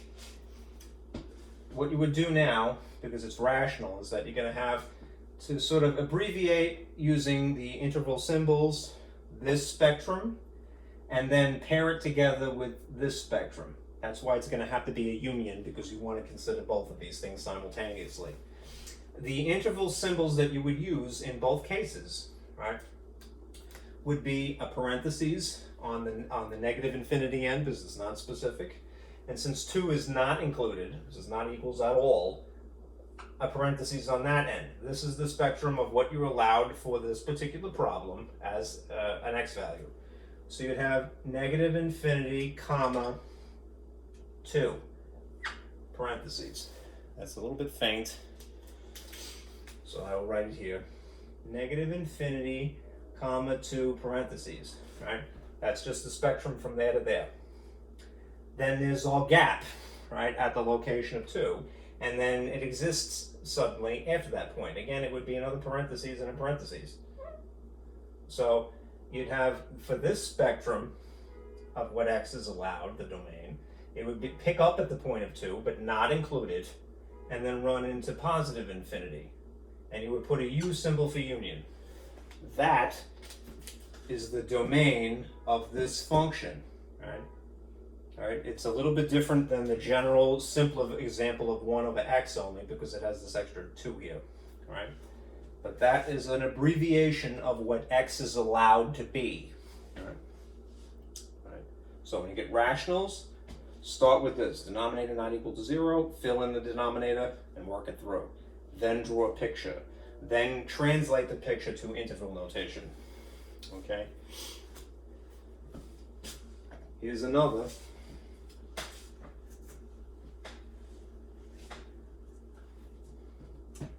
If you had one that is a radical style, so I'm going to try to really get this dog. F of x is equal to the square root. This is an even index radical, square root. 7 minus x. I hope that's visible. Blue, I'm going to throw this out because I'm getting sick of this. Got a good one in here somewhere? That's a little bit better. reluctantly I will keep that one. Okay. Remember, if you're dealing with a radical, in that situation, think about what is forbidden. All right? The radicand, which is the guts of it, what is sitting here and here, has to be greater than or equal to 0. Meaning 0 is allowed, but you can't have anything smaller than that. Start with this, generalization, borrow this and park it here. All right? So you have 7 minus x is greater than or equal to 0 in this unique problem. Work it through. All right? I'm going to erase a little bit of gobbledygook now.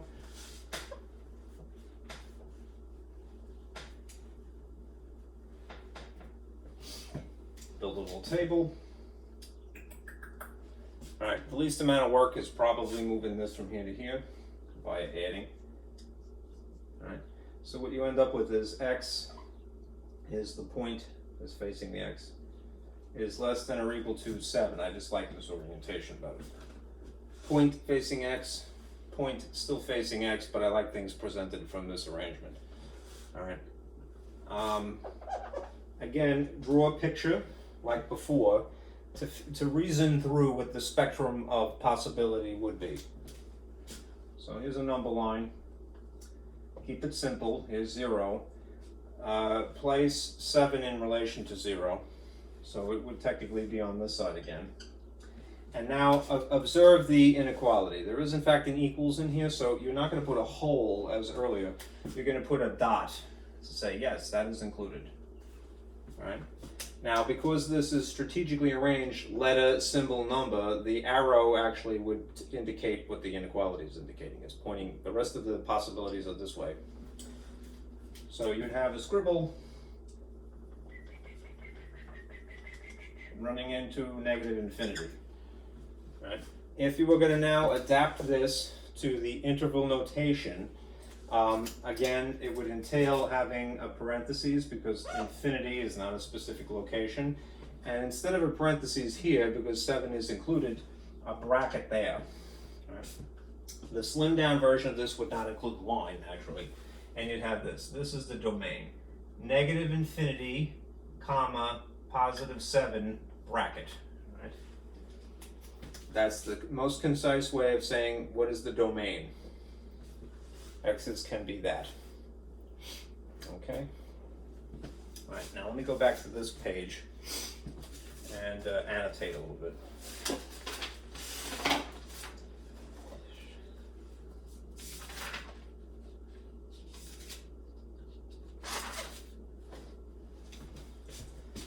Turn that on.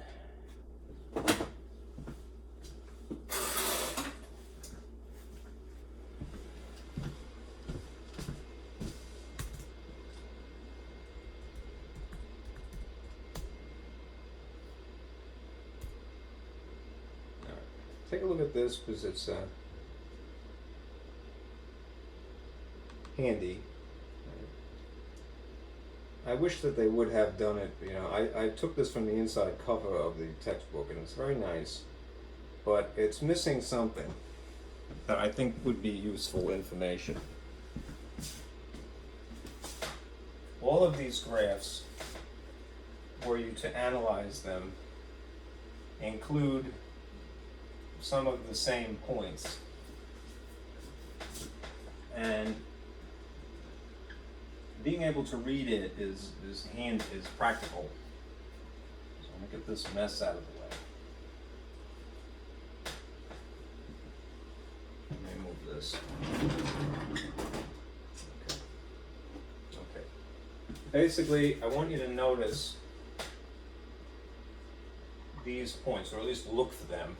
All right, the origin, and not all of them, you know, but there is some consistency. 1, comma 1, negative 1, comma negative 1, and negative 1, positive 1. Same as positive, positive here. Okay. The most basic form of a polynomial is the identity function. Right? It's when x is equal to y and nothing special. Right? Notice the points that are included here. Right? goes through the origin. If you were to link it up, there would be the point of 1, comma 1, and the point of negative 1, negative 1. Right. Over here, the most basic form of a square function, or something that is quadratic, degree 2, is just y equals x squared. That's why it's called a parent or toolkit function, right? It doesn't have any extra terms though, right?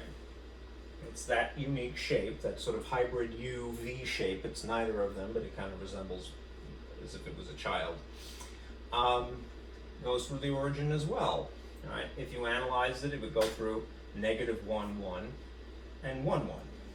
Right? Sometimes if you just have that sort of memorized, it makes it easier to get through any problem.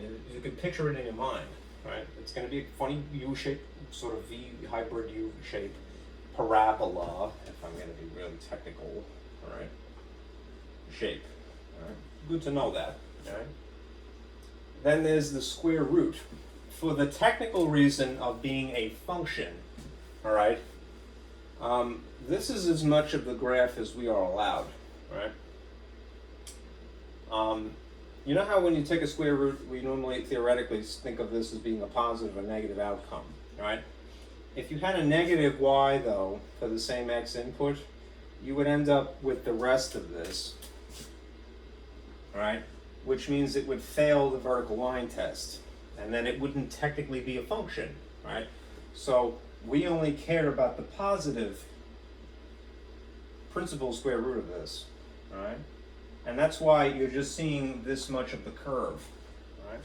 Nonetheless, it starts at the origin, it goes through 1, 1. Okay? Then there's the cubic, the cube root, and reciprocals, right? I'm going to scoot this a little bit downward.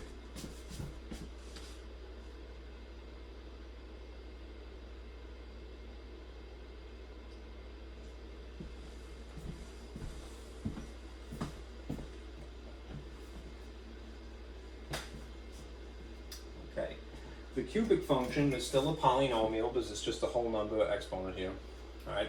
But instead of it being a parabola like that, it's drooping on one side. Right? It nonetheless goes through the origin, so 0, 0, and 1, 1, and in this case, negative 1, negative 1. It's the sort of a staying alive kind of dancing over, right? The cube root is a very similar looking thing, sort of crocked sideways. Right? When it comes to an odd exponent, we're not really concerned about the negatives, but the way that it would in fact work out, that is the positive and negative outcome is legit.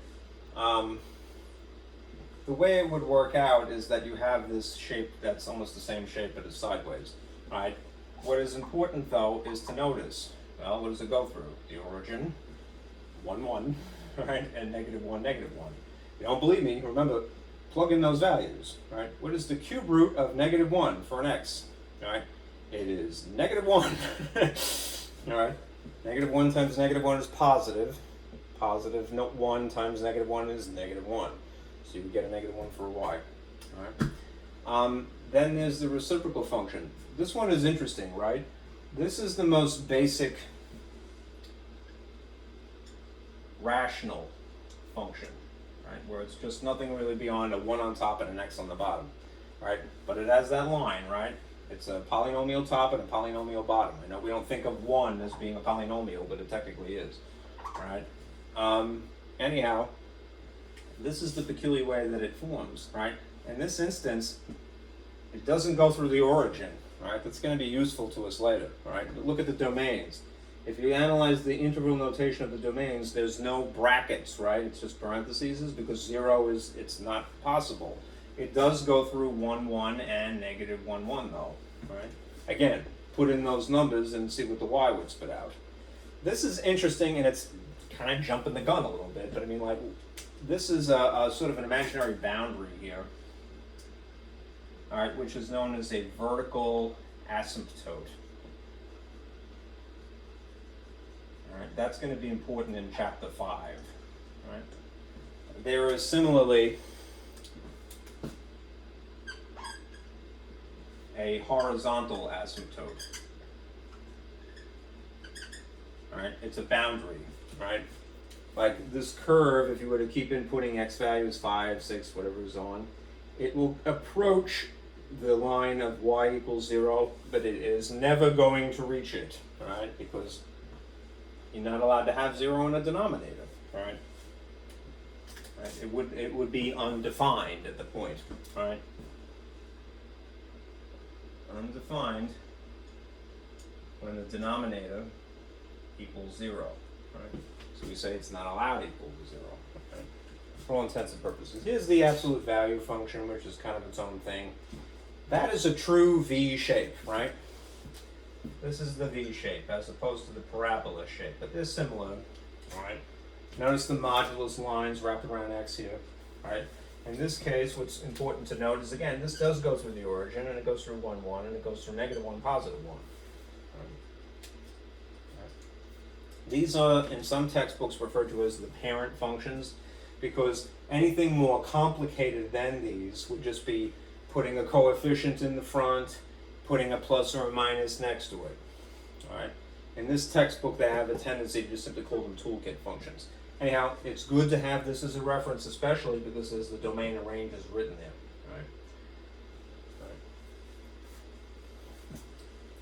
All right, so let's go back to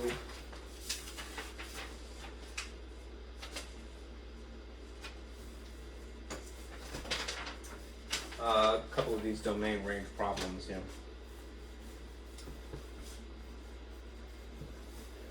I'm going to turn this off now. Yeah, okay.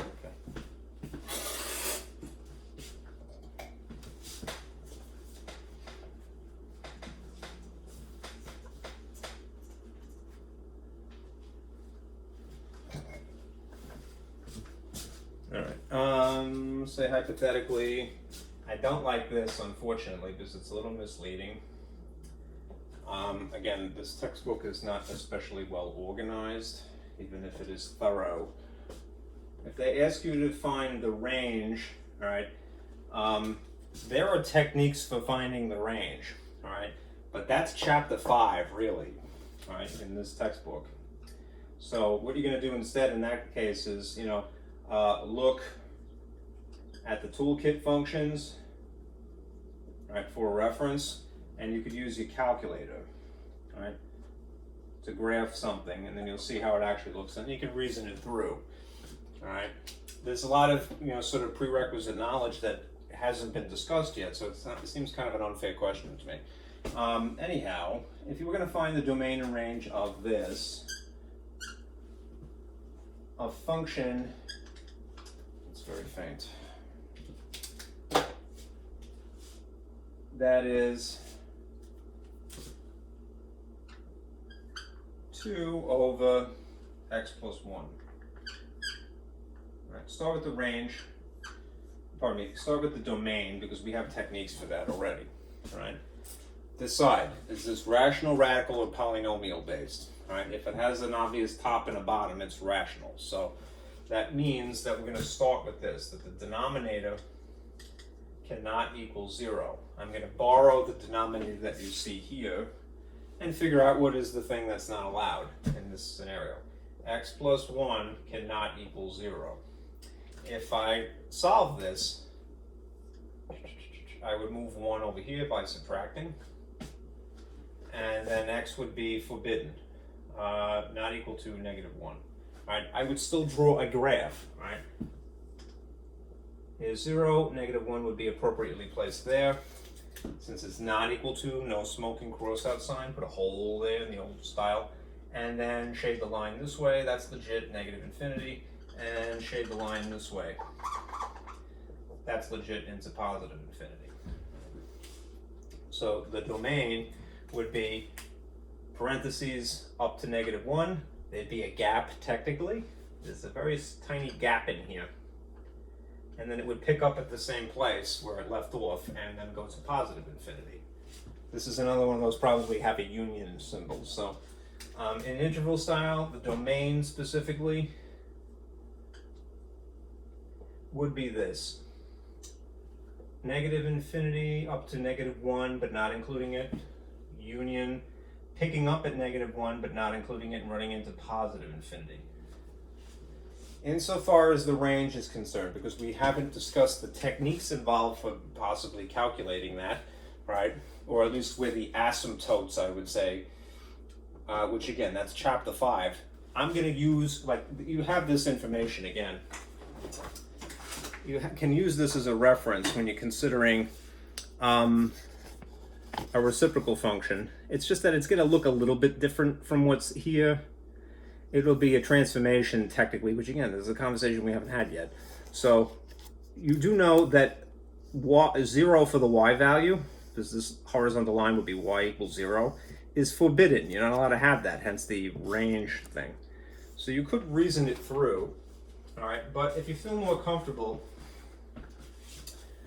use your calculator, all right, to draw you the picture of the actual thing. I wish this wasn't so blurry, all right? Turn it on. Go to y equals, and you can insert this. Now, if you want, you could enter it in the intuitive top-bottom style, or you could just use a /. For the sake of time, I'm just going to use division symbol for the /. Then encapsulate it, because the bottom is one whole thing made of two pieces, not +1 next to it. So put that parentheses if you're writing it in this style. This button is for x automatically, and then you put +1. All right. If you need to adjust the screen dimensions, you hit zoom, either hit standard or square usually, or window, and that's like a manual instead. You could change it at will. I'm going to hit graph, and you see that it behaves in the particular way of rationals, that it's these weird curves, sort of L-shaped curves. All right. But because it's more complicated than the reciprocal, which is the most basic type, it's scooted over, all right? So all that means, is that this graph has shifted slightly. What would be the imaginary boundary that is the vertical asymptote would be over one space, right? What you can do is, if you want to play with this, is hit the trace feature or the calc feature, right? If you press a number, I think it should be okay. If you press 1, no, it takes you back to the home screen, sorry. If you hit trace, the little cursor shows up, but notice at the bottom of the screen you see x is 0, right? If you read that increment right there, right, we already know what x is not allowed to be because we did the calculation. It's -1, right? That is the location of this vertical asymptote right here. So if you entered -1, and you would have to press this sign instead of the minus over here, it would enter this on the screen in that corner, and then if you press enter, it shows up an empty y, because that is the asymptote. Okay? Now, notice that the graph hasn't shifted vertically, though. It's just shifted over horizontally, because, again, it's technically speaking a transformation of the basic type. We haven't gotten to that yet. Thanks, textbook. Anyhow, but since it hasn't shifted vertically up or down, and you would know because you have the reference, all right, hasn't shifted vertically, it only shifted horizontally. You could say that you could reason through that there must be a horizontal asymptote here as well. That is the normal horizontal asymptote, right? Y is not allowed to equal to 0. So it's a little bit of a stretch, all right? But that would be the range, right? Where's my markers? Sorry. The range is still based upon y not equal 0, right? So from the reference, since it hasn't shifted, you could just borrow what you see down there. All right. Negative infinity to 0, but not including it. Picking up at 0, but not including it, and running into positive infinity, right? That's the spectrum of what y's are allowed, right? Not including 0, because it's not a bracket. That's forbidden. It's an asymptote. Asymptote. Horizontal asymptote. Okay? All right.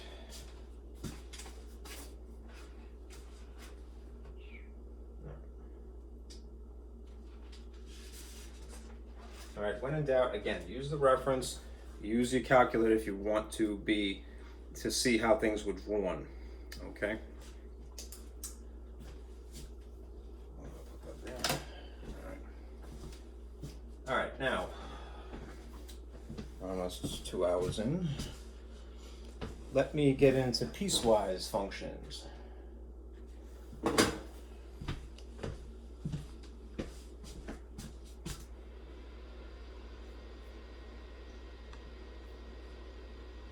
Here's a model that I made so you could use as a reference of the piecewise functions. That's a little bit too close. All right. Basically, when you have a piecewise function, all that it is a group of functions that make up one function. So it's a function made of several functions, if you will.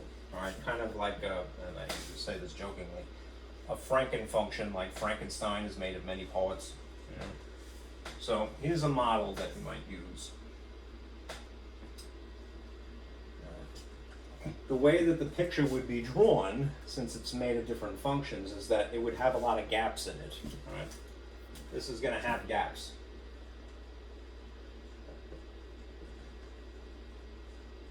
All right? Places where one function ends and another one begins. All right? Basically, a group of different functions used over different segments of the domain. All right?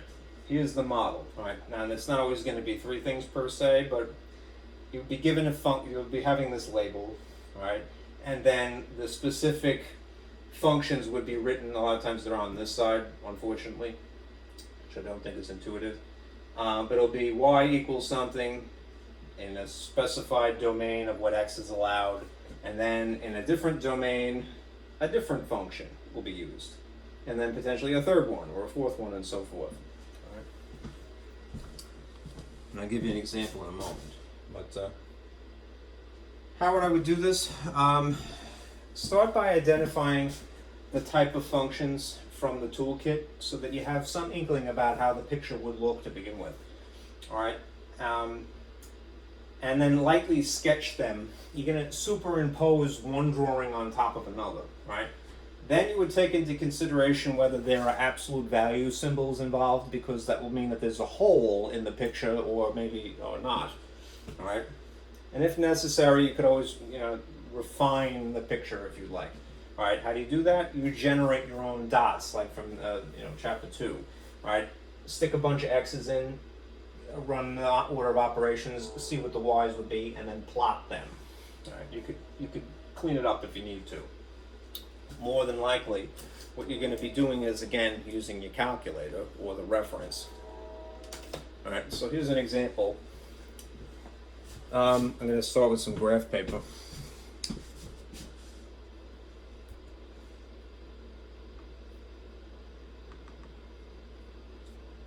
No, jumping the gun here.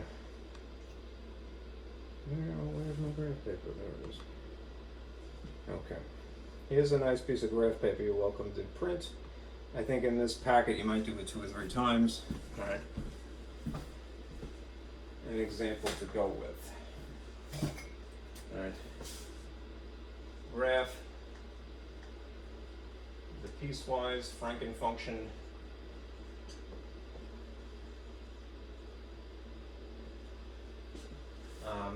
f of x is equal to 3 types. I don't think they'll be written this nicely, because I'm such a nice guy, right? But what I want to encourage you to do is don't just accept the crappy way that something is written, all right? Write it in a better way. So what I think is a better way is label the different functions of which this is comprised, right? So label them 1, 2, 3, all right? Even if it's not given to you that way. All right, x squared, 3, and just x, right? And the graph would exist if x is less than or equal to 1. The graph would be 3 if x is between 1 and including 2. And it would be x if x is greater than 2. Right? So I'm using black, but it shows up nicer on grid. You know. All right, again, start by identifying the toolkit that you have. Right? You see x squared here, right? What does that mean? All right. This first type of graph would be a parabola from the toolkit. So you could just call it y equals x squared. It would be the most basic type. They didn't put y equals in the textbook. I don't know why, but it's kind of inconsiderate, right? Here's what y squared would look like. It's the parabola shape. It goes through 1, 1, 0, 0, negative 1, negative 1. Right? So just draw that, or you could use your calculator to draw it. All right? We went through the conversation. I'm going to use red in this case to superimpose one picture on another. So if I have something that is the parabola shape, it goes through the origin, negative 1, 1, and positive 1, 1. Right? If I wanted to get it a little bit better, like a sharper picture, rather than just kind of willy-nilly, this U shape, what you want to do is, put in some test coordinates. Put in the next value here. If I put in, say, 2, if I put in whether it was negative 2 or positive 2, I'm going to get 4, right? So 1, 2, 3, 4. There would be an extra value there, and then there would be some kind of symmetry, which again, this is chapter, like the end of chapter 3. Positive 2 would produce the same result, and you'd have something that looks like this, basically. A parabola shape, all right? Sorry, it's a little bit messy. That's the first one, all right? I'm going to erase this because I need the space, and I want it to get progressively less ugly, all right? Now do the next one, all right? I'll use blue. I probably shouldn't have erased the conditions. Ding dong, here. When x is less than or equal to 1, okay? I'm going to graph this one now, all right? I'll use blue in this case, all right? This is the same thing as simply saying y equals 3, all right? Y equals 3 is, if you remember from chapter 2, a horizontal line. It's a very simple equation, right?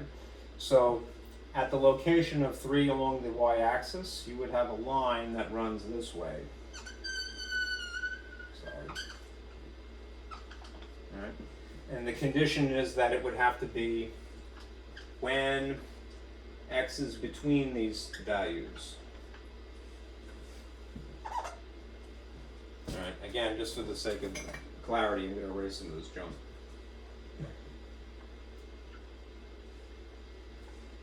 All right, the last one is y simply equals x. All right. All right, that's function 3. Y equals x is a perfectly diagonal at a 45-degree angle line. Right? Again, you could use your calculator to prove or disprove that statement, or you could simply use the reference. It's a perfectly diagonal line. It goes through 0, 0 as well. And just emphasize that this is going through y equals 3. And coincidentally, it's going through 1, 1 and negative 1, negative 1. So just to get a nice straight line, what I'm going to do is borrow my level here and try to not eyeball this, try to get this nice and straight with extra arms.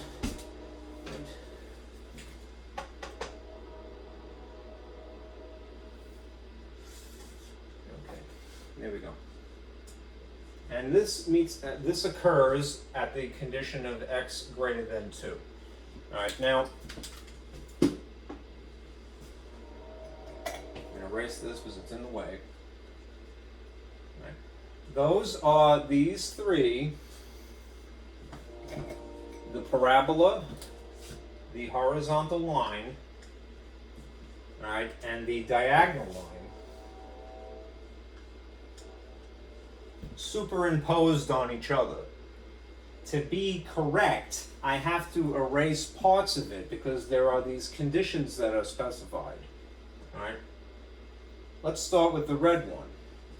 This parabola will exist for everything before positive 1. This is where x is equal to positive 1, right there. All right?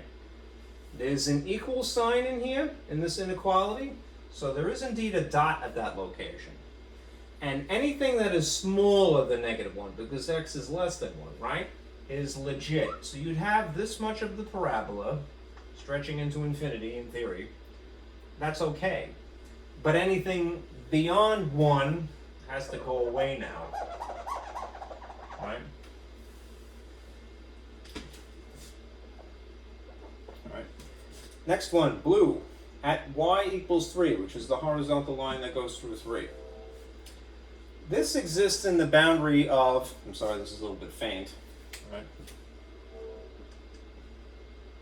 Picking up at 1, but not including it, because there's no equals in it. That's accounted for already here. Right? And stretching beyond that up to 2. Right? So here again is positive 1. Here is where positive would 2 be in the x-axis. So if you go up to the blue line here, you would have a hole at this location because positive 1 is already accounted for, right, as part of the red parabola. It would pick up from that point where the parabola leaves off essentially, and then stretch a little bit further. I should use blue.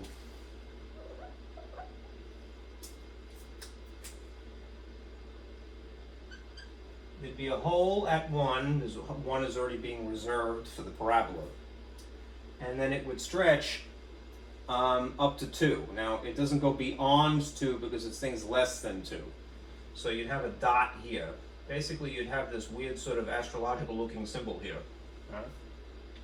And now I'm going to erase the things that are not allowed because, again, this y equals 3 is only allowed within this frame. Right? So that means that this would go away.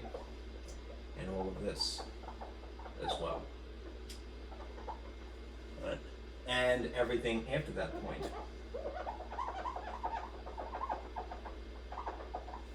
Okay. Last one, the diagonal black line. Here it is superimposed, but we have to meet this condition. The diagonal line would be used as part of the Franken function, piecewise, all right, after 2. But not including 2, right? Because 2 is already reserved as part of the blue horizontal line. So at the location of 2, go up to the diagonal line, all right? Put a hole there, because it's already reserved for the blue one, and then just ever after that into infinity this way. Erase anything that is before it. So all of this would go away, all right? These 3 things in tandem, the red parabola, that segment of it basically, this blue horizontal line, just that chunk of it, right, and the black line, make this a function because, notice if I put the vertical line test into play here, all right, the vertical line test, which again qualifies something as a function or not, namely if it passes, all right, this would pass the vertical line test. This passes VLT, yum. Suck. Wake up, please. I know you had to do that. This passes the vertical line test because, again, if I drew an imaginary vertical line through here, 1 point of intersection per vertical line. If I drew a vertical line through here, there wouldn't be an intersection because there's a hole, right? And they would collide there. But again, 1 per line is okay, all right? Same thing here. If I were to put a vertical line through here, it would collide at the dot, but it would not collide at the hole because there's a hole, all right? So, this passes the vertical line test. These 3 things in sequence with one another are considered a function per se because they make the accommodations necessary, right? That's the point. All right. All right. Now we're in 3-3, all right?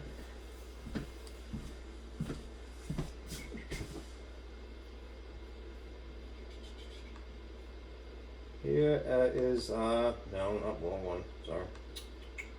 Here's a diagram to explain 3-3.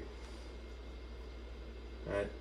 We've discussed slopes as part of chapter 2, and I'm sure that in your life you've seen slopes before. Essentially,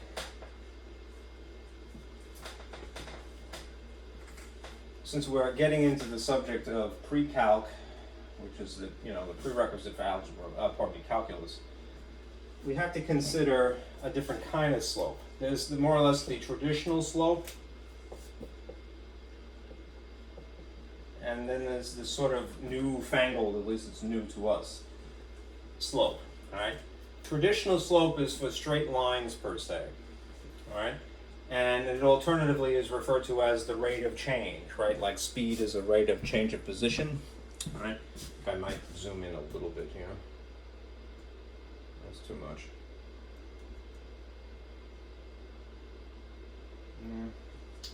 There's no happy medium, unfortunately.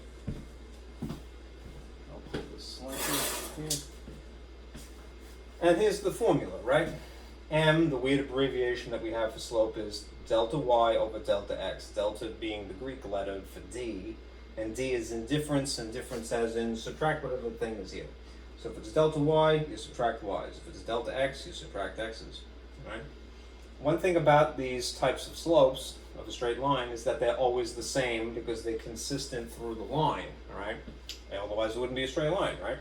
This newfangled thing that we have is for curves, right? The slope of a curve is something that's going to change. It has to, all right? Because curves are not straight, right? They're ever changing, right? So in that event, we take an average, essentially, of rate of change, an average of slopes, right? In the context of our book, all right, and the subject of pre-calculus, we therefore find a secant. That's what the SEC stands for. This is a secant line, right, as opposed to a tangent line. It's going to be touching the curve in two places. All right, that's what the abbreviation is. It's a delta f of x. Remember, f of x is a stand-in for y, right? But it's more practical to think of it as being a function in this case now, because we may be dealing with a curve instead of a straight line. So it's going to be delta of the function, so you're going to subtract functions over the change in x, the difference of x's. The thing is, you have to evaluate the function essentially twice using x's, right? Then you subtract, right? What are the x's? Well, basically, we evaluate the function at specific points within an interval, right? This is where interval notation comes into play. So you'd be given something that looks like that, right? The boundaries that we would consider as the left boundary and the right boundary in the horizontal plane. In a textbook, they're written as a model as a comma b. That is essentially going to be your x1 and your x2, right? So you evaluate the functions twice, then you subtract them. Right? Let's do an example.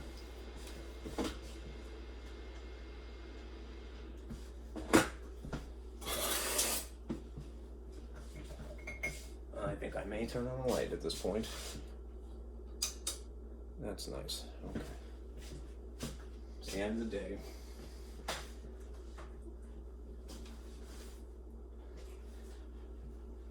Okay.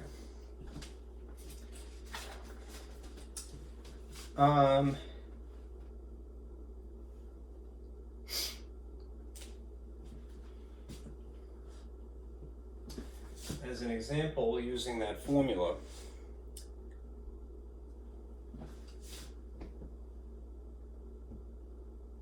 we're going to calculate average rate of change, this glorified slope,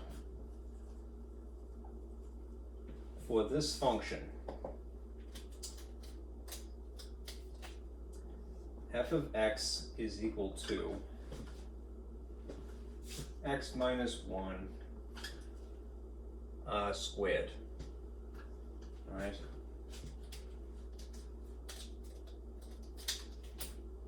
On the interval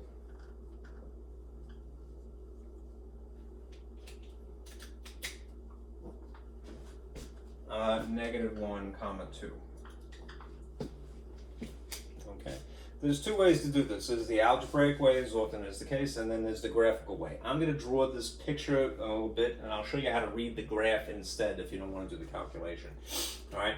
Anyhow, when you give it an interval, realize that there are x's, all right? So this is your x1 and this is your x2, respectively. All right? We're going to need to evaluate this function 2 times in order to fit them into the formula. All right? I'll put it over here just for reference.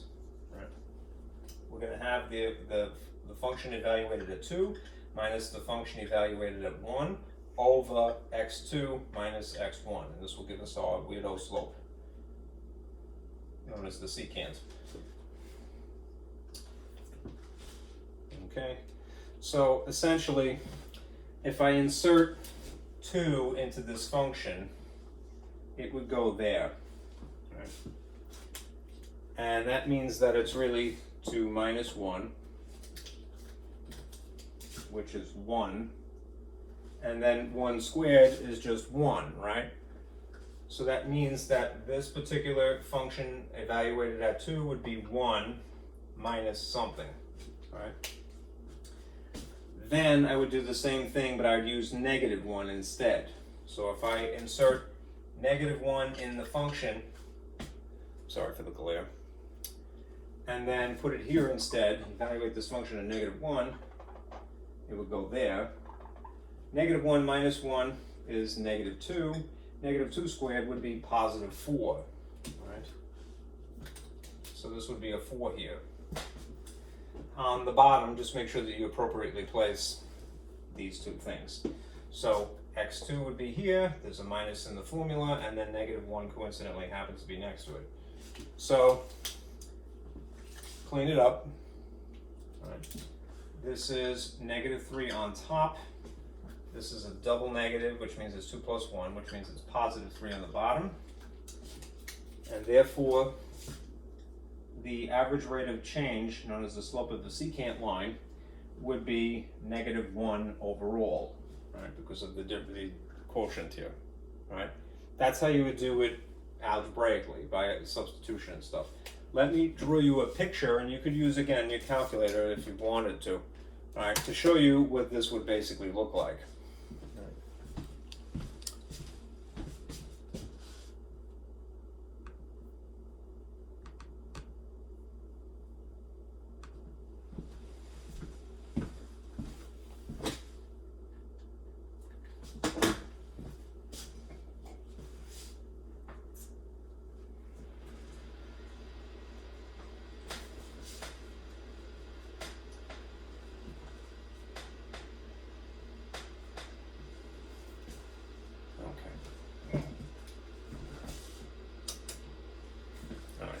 If this is the function that we were given, x minus 1 squared, all right, it's going to be the parabola shape because it has that feature, right?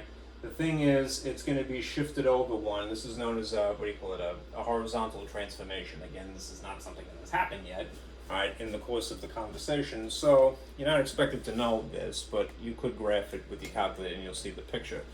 Essentially, we could create your own coordinates by plugging in values for x. What you're going to see is something that looks like this. All right. Instead of it going through origin 1, 1, all right,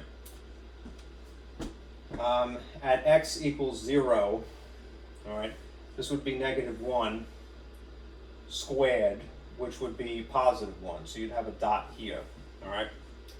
If you then put in +1 here, 1 minus 1 would be 0, and then 0 squared would be 0. So at the location of 1, you'd have a dot here. That's essentially the vertex of the parabola. If you put a 2 in here, all right, 2 minus 1 would be 1 again, so at the location of 2, and you get 1 as an answer. All right. If I wanted to go a little, refine the picture again, I could use other points. I could use -1, in which case this would be -2 squared. So at -1, I get 4. So 1, 2, 3, 4. And then there'd be some kind of symmetry here, which means you'd have another point there. All right. Anyhow, you end up with a parabola, brute force, all right, that looks like this, all right? if they're asking, all right, to find slope on the interval, let's see if this is legible, it looks like it's okay, between -1 and +2, right, that was the boundaries, all right, these are x's again, x1 and x2. It's going to be a diagonal line, right, that you'd fit in between these places on the curve. So at the location of x -1, which is here, this is -1, go up to the line, all right? All right. At the location of x being +2, which would be here, all right, go up to the line, all right? What you would have is this diagonal line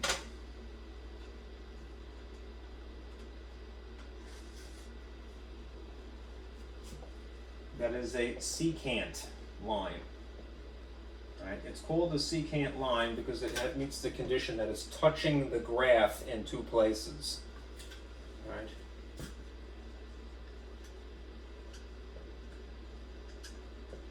At 2 points. If it was a tangent line instead, it would be touching the graph at exclusively 1 point, right? Versus tangent lines. Only 1 point of intersection. Okay. This line, because we've chosen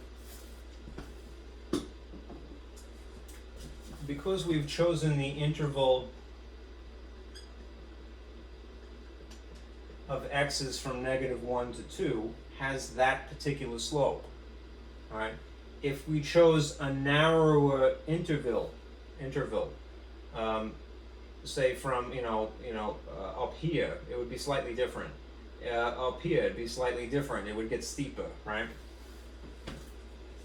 That's the whole point of this. Anyhow, if you wanted to evaluate the function at this point and this point visually, you could look at the graph and go, well, what is the y value? Because remember, this could be called y equals instead, right? So at x -1, what is y? Y is equal to 4, right? At x equals -1. Go over to 2. At x equals -2, what is y? Sorry for the mess. Y would be equal to +1 at that location. Right. Those are the numbers that we had before. 1 minus 4, right? The function evaluated at x2, +1. The function evaluated at x1 ends up being +4. It's just a negative because of the formula, right? That's one way of getting those values without doing the algebra. You could read the graph, right?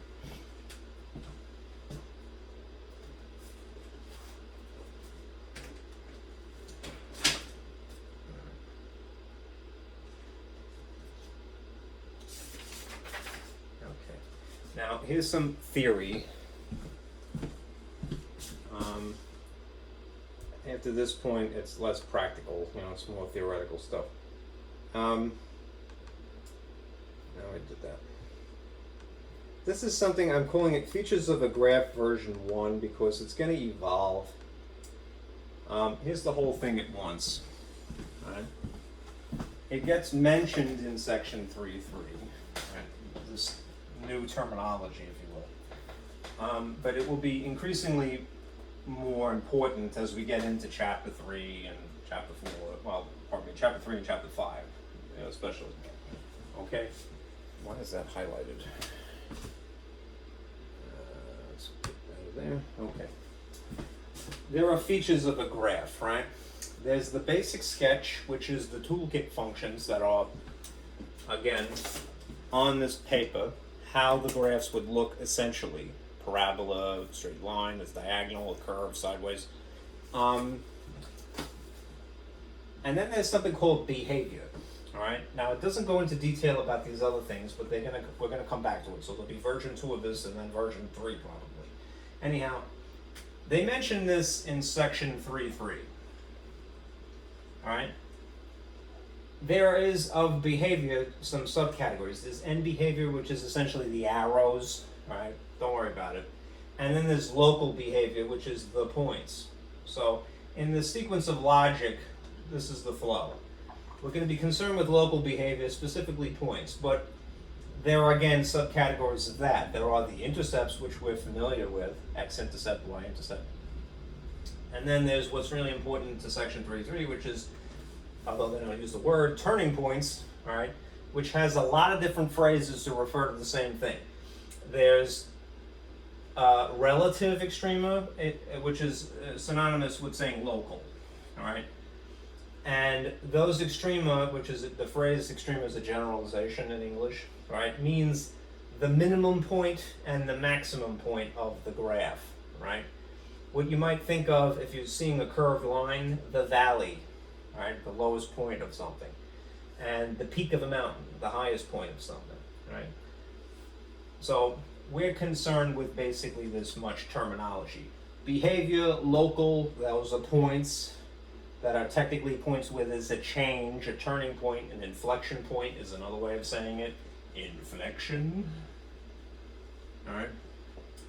And then extrema, which may be a minimum or a maximum. Minima is plural and maxima is plural. It's not a Nissan. You know. Anyhow, then there's absolute, all right, and minimum and maximum. All right. They're the highest and lowest point of the graph overall, right, rather than just locally. All right, so here's a picture to summarize, all right, and then I should probably stop, all right, because we're getting into 2.5 hours in.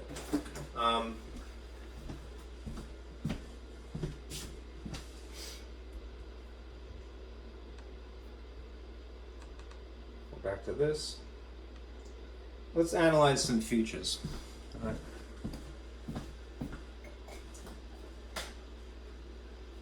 If you had a graph that looks something like this, where, let's just say it starts here arbitrarily, and it runs in a straight path, right, just horizontal,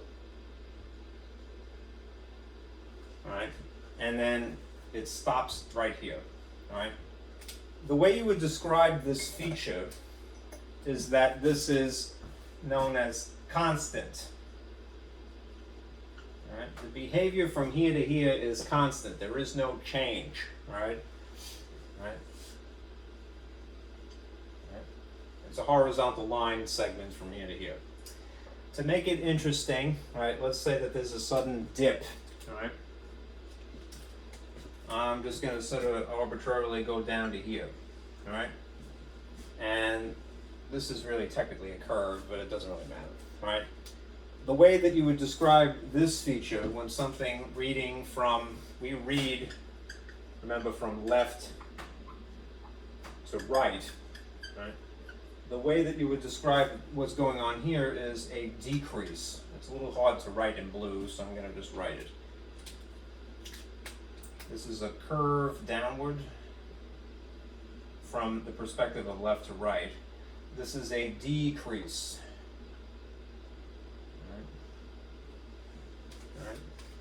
If it suddenly turns upward, right, then this is referred to as an increase.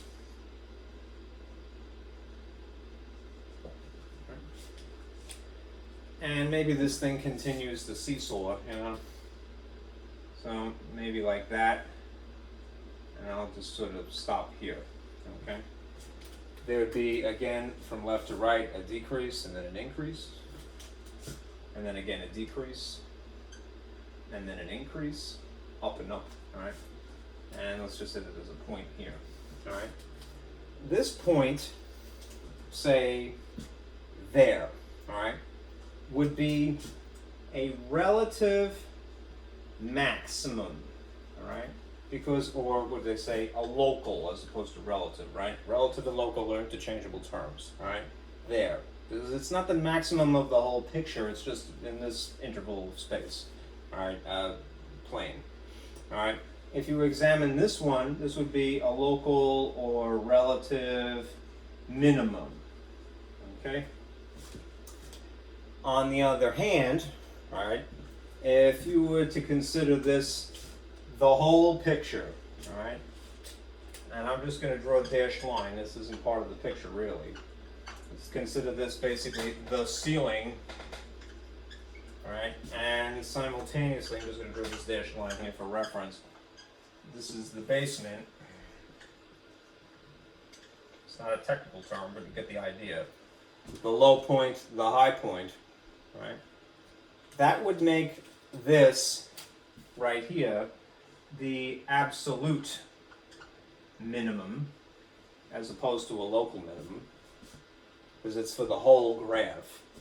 And this would be the absolute maximum, because again, it's for the whole picture. That's the high point, apparently. This is superfluous. I don't even need that. Okay?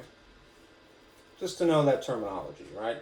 Moving from left to right, something is perfectly horizontal, it's constant. If it suddenly dips, it's a decrease. If it suddenly goes up, it's an increase. That's a sloppy way of writing the word increase. And then again, it turns down and then up again. It's like a roller coaster sort of. Constant, decrease, increase, decrease, increase, right? But these are, although a maximum, it's a peak and a valley respectively, they're local, right? They're relative, right? Versus this is a peak here and a valley here. That's the absolute of the whole gobbledygook, all right? This entire picture, the way that I've drawn it, all right? All right, now, if you might want to do this, yeah, I'll turn the light on now. If you're using your calculator to draw stuff, let me just encourage you to do this, right? Let's say that you had this graphed on your calculator.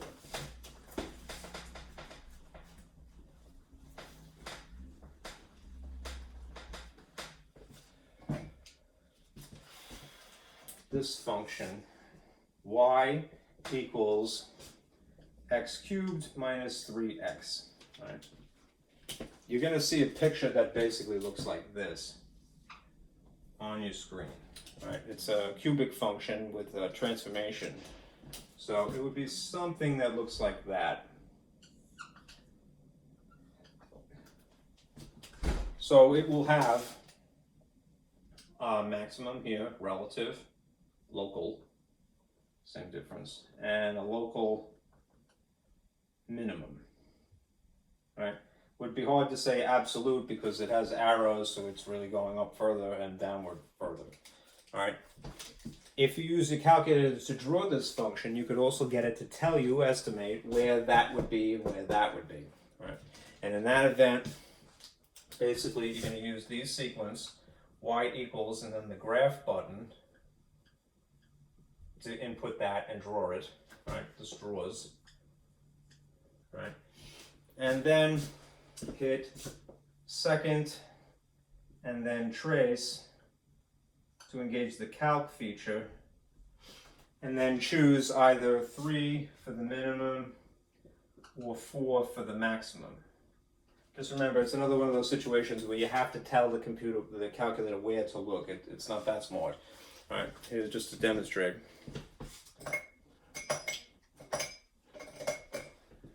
So, suppose you've gotten this far to y equals. I'm going to hit this button because it's automatically x. I'm going to use the caret symbol to put an exponent to 3. There are other ways, but this is better.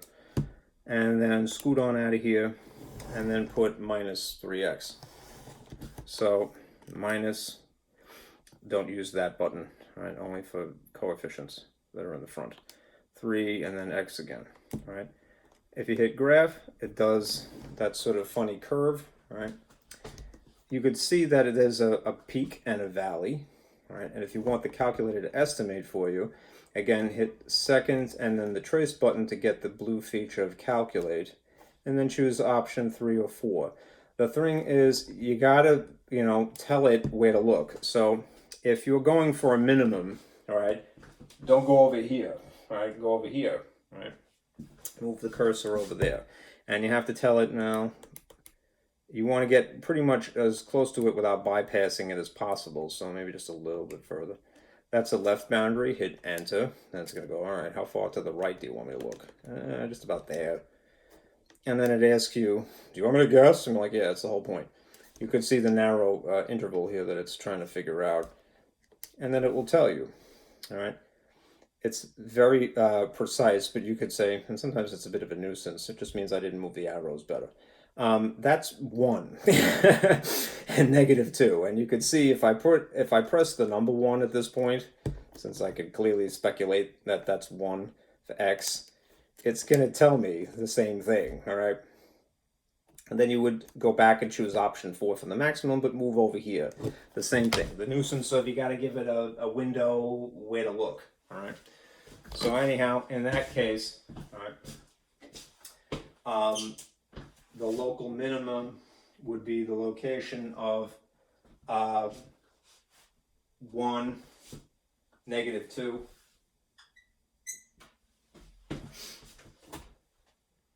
And then if you went over to here, it would be, let's see, -1 and then up to.